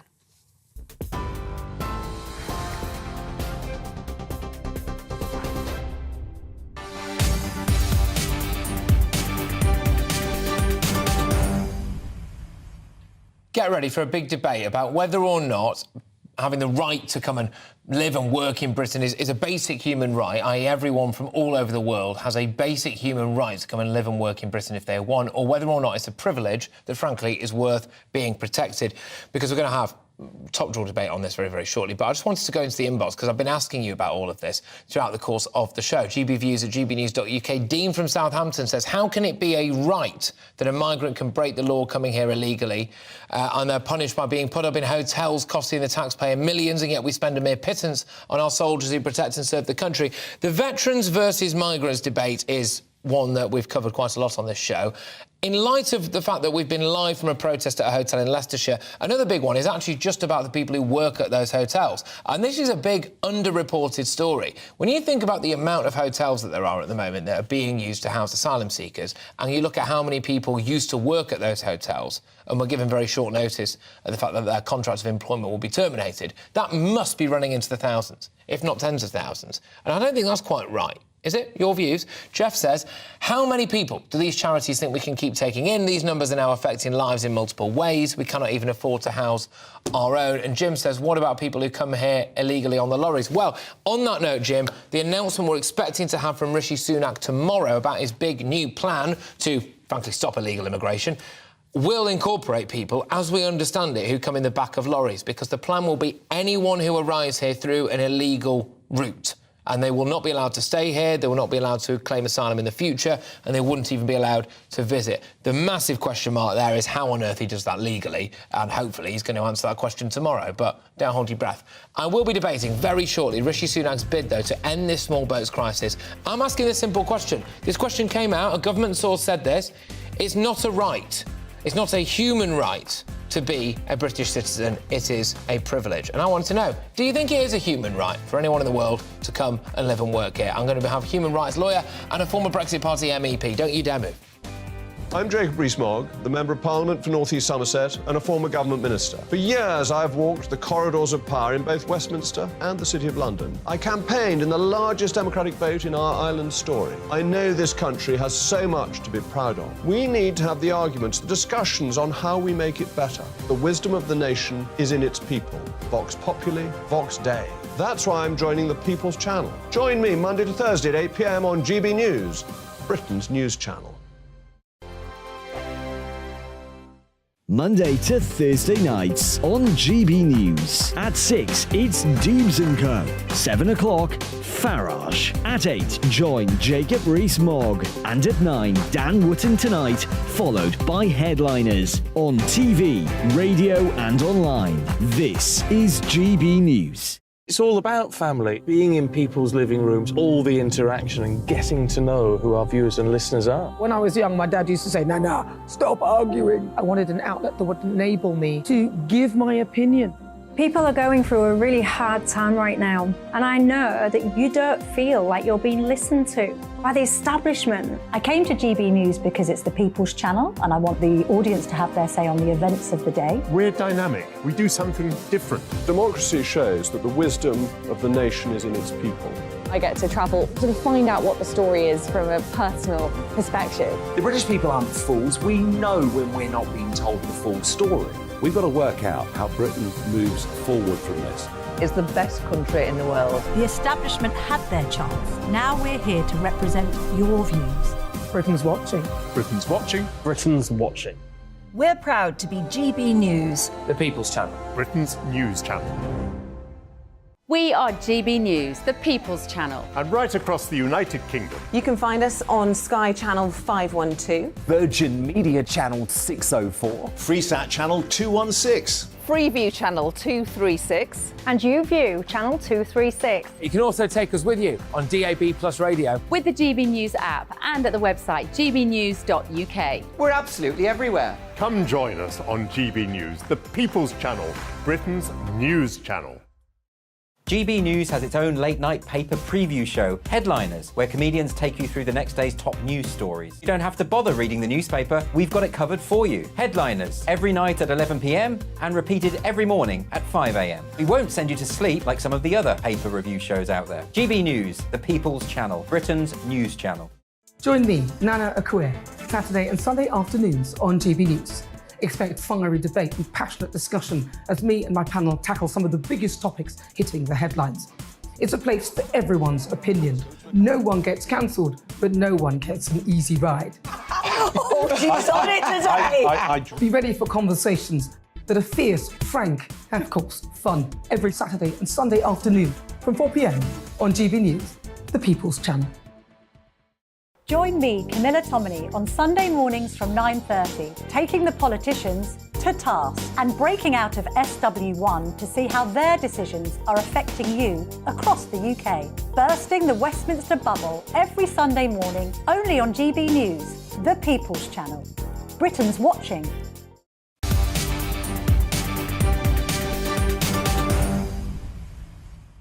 OK, welcome back, everybody. Now, Rishi Sunak is set to announce a new illegal migration bill this week, with the start warning, make no mistake, come here illegally and you will not be able to stay. That, some would say, is pretty black and white. But the new legislation aims to stop people crossing the channel on small boats from claiming asylum, and they will be removed and possibly banned from ever entering the UK again. So they want to do this to deter people smugglers, they want to cut off their business model, and they want to make it clearly, very clear, to people that if you come here through an illegal route, that you will be refused asylum, you can't apply for asylum again in the future, and you can't even visit on holiday. So let's try to answer the question, though.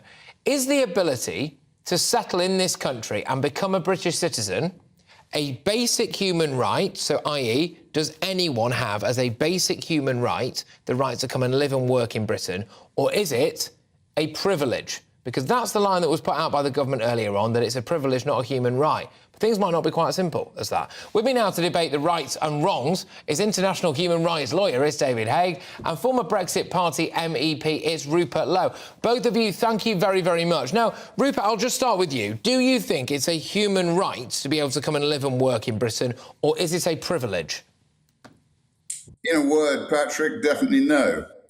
It would be ridiculous to make that statement, and I think 99% of the country would agree with that.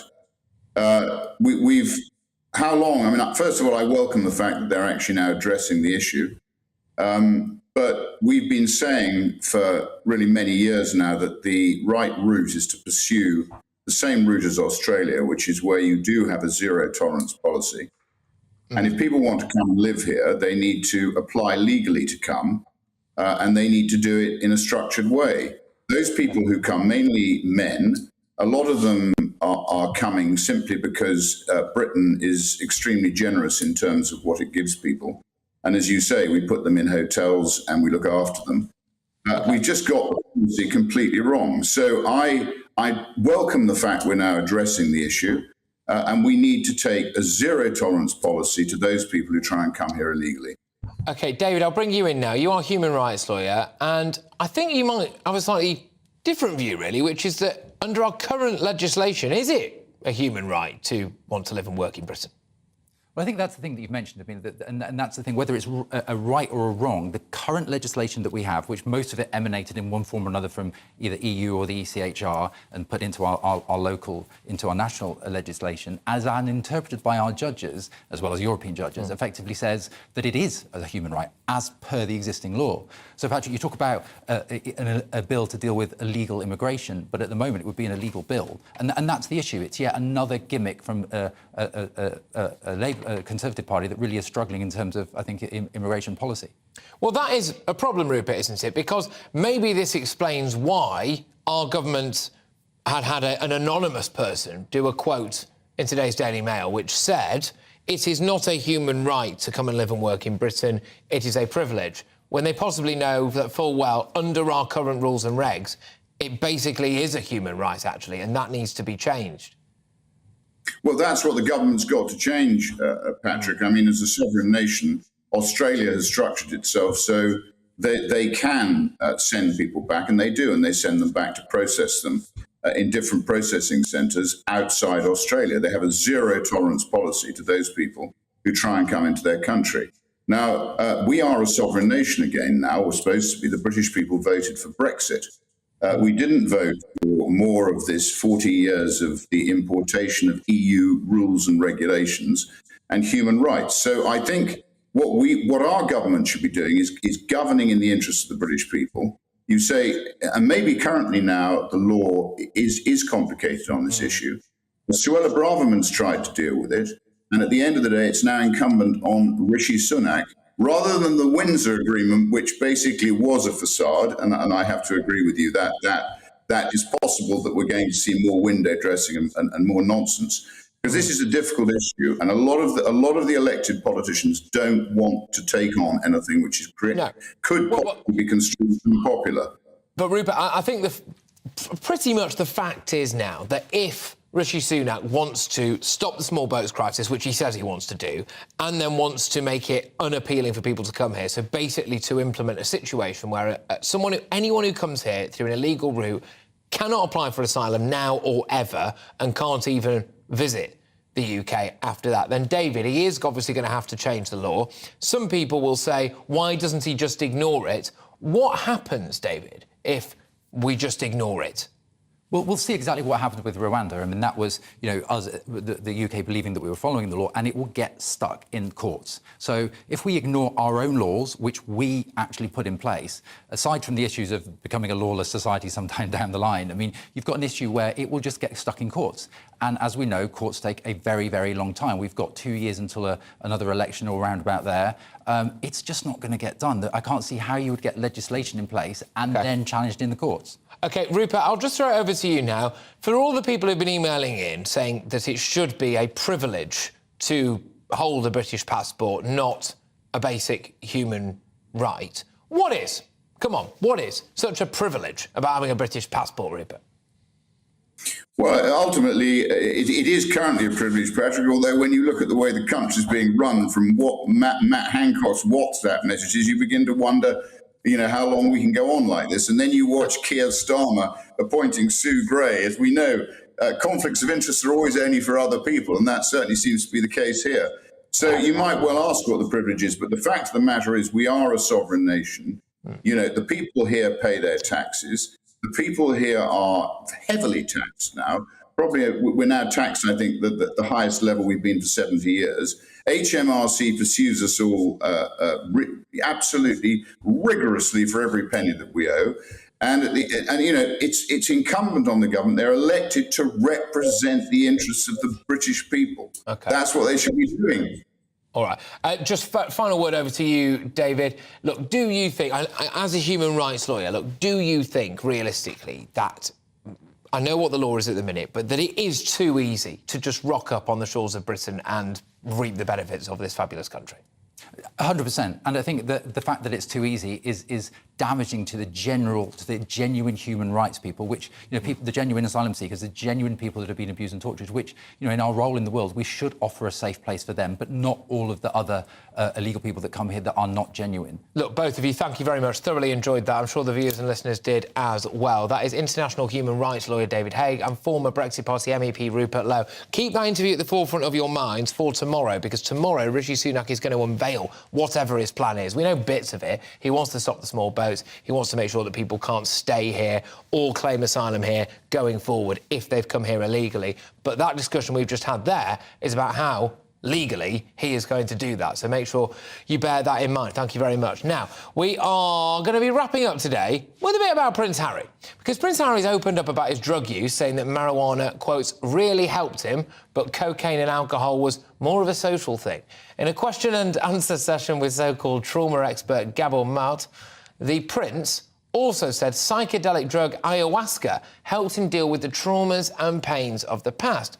But that has caused a lot of people to say, Harry, what are you on about? Drugs can be very damaging for mental health and indeed kill people. But meanwhile, Harry and Meghan have been in email correspondence with King Charles over an invitation to his coronation on May the 6th, although it's not yet known whether or not the couple will attend. King Charles may offer the couple a suite of rooms in Buckingham Palace. It'd be nice, wouldn't it, if they're in the UK, after asking them to quit their residence, Frogmore, not a cottage, and possibly set a hand to the keys to Prince Andrew. Anyway, with me now is Rafe Hadel-Mancu, who's royal broadcaster and commentator. Rafe, great stuff. Tough one to know where to start today. Let's crack on with Prince Harry and the old drug use stuff. He appeared, some would say, to be almost promoting the use of drugs, saying it helped him with his mental health. Lots of people are saying that is a really, really rash thing to have done.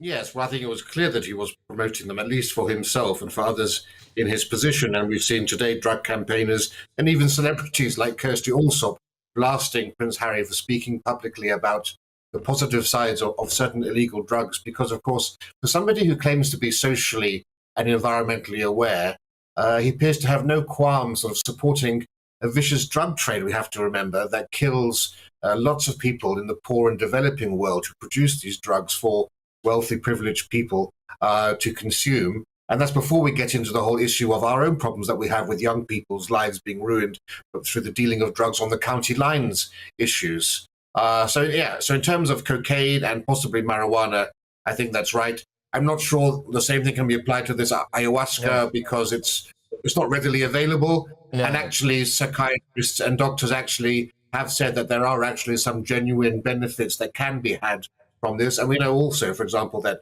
MDMA is also prescribed in some parts of the world for dealing with depression and so forth. So I think there is a genuine debate to be had amongst those things and the benefits that they can bring to people who have severe depression and other issues like that. Yes, indeed. Well, a mixed bag, although using the word bag in this instance is probably the wrong thing there. But when it comes to, as well, the coronation, now, this is interesting. There were rumblings that, actually, one of the reasons behind King Charles asking them to vacate Frogmore Cottage could possibly have been because they, frankly, view Harry and Meghan as untrustworthy and they want them further away from the estate. And then William might not really want them anywhere near his kids. What do you know about that?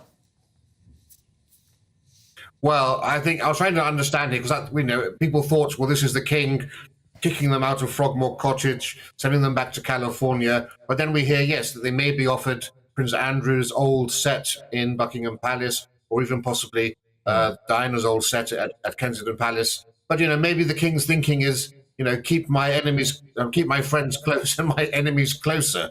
And by having them under his own roof at Buckingham Palace, should they ever dare to visit, might somewhat constrain them, or in fact might give them less reason to want to come over to the country if they're going to have to share a roof with King Charles. But yes, this whole invitation thing, I mean, it's like spare us the mind games of will you or won't you come to the coronation. It's like some manufactured drama that they're producing right now, keeping us all on tenterhooks, whether they're going to come or come. This is not Coronation Street. This is the coronation. This is the coronation. Let's just find out. It's not fair to the king. It's not fair to the nation to play this silly game. Just give us your answer now. It's almost like they're playing some sort of perverse power play over the royal family. Look, Rafe, thank you very much. Always an absolute pleasure. Rafe Hadel-Mancu there, royal broadcaster and commentator. Michelle Dewberry is up next in about 20 seconds, actually, with Jubes & Co. What's going on for you? I'll keep this very brief. I'll just ask a very simple question. Am I the only person in the UK that could not care less if Prince Harry goes to this coronation or not? No. I mean, I do quite like the fact that she's getting it absolutely stuck to her by Chris Rock for saying that he's not racist and all of this stuff. But anyway. Come on. Right, Michelle Dewberry's up next. Jubes & Co. Take it easy, people. I'll see you tomorrow at 3. We are GB News, the People's Channel. And right across the United Kingdom. You can find us on Sky Channel 512. Virgin Media Channel 604. Freesat Channel 216. Freeview Channel 236. And YouView Channel 236. You can also take us with you on DAB Plus Radio. With the GB News app and at the website gbnews.uk. We're absolutely everywhere. Come join us on GB News, the People's Channel, Britain's news channel. Monday to Thursday, 9 p.m. till 11 p.m. Join me, Dan Wootton. I'll bring you the sharpest takes and hottest debates. Do you not believe in prison? I don't believe in prisons. I'm completely stunned. I guarantee you there'll be no spin, no bias, no censorship. I actually was personally quite offended by it. And no reason to go to bed. So I guess they've always been quite woke. That's Dan Wootton tonight on TV, radio and online, Monday to Thursday.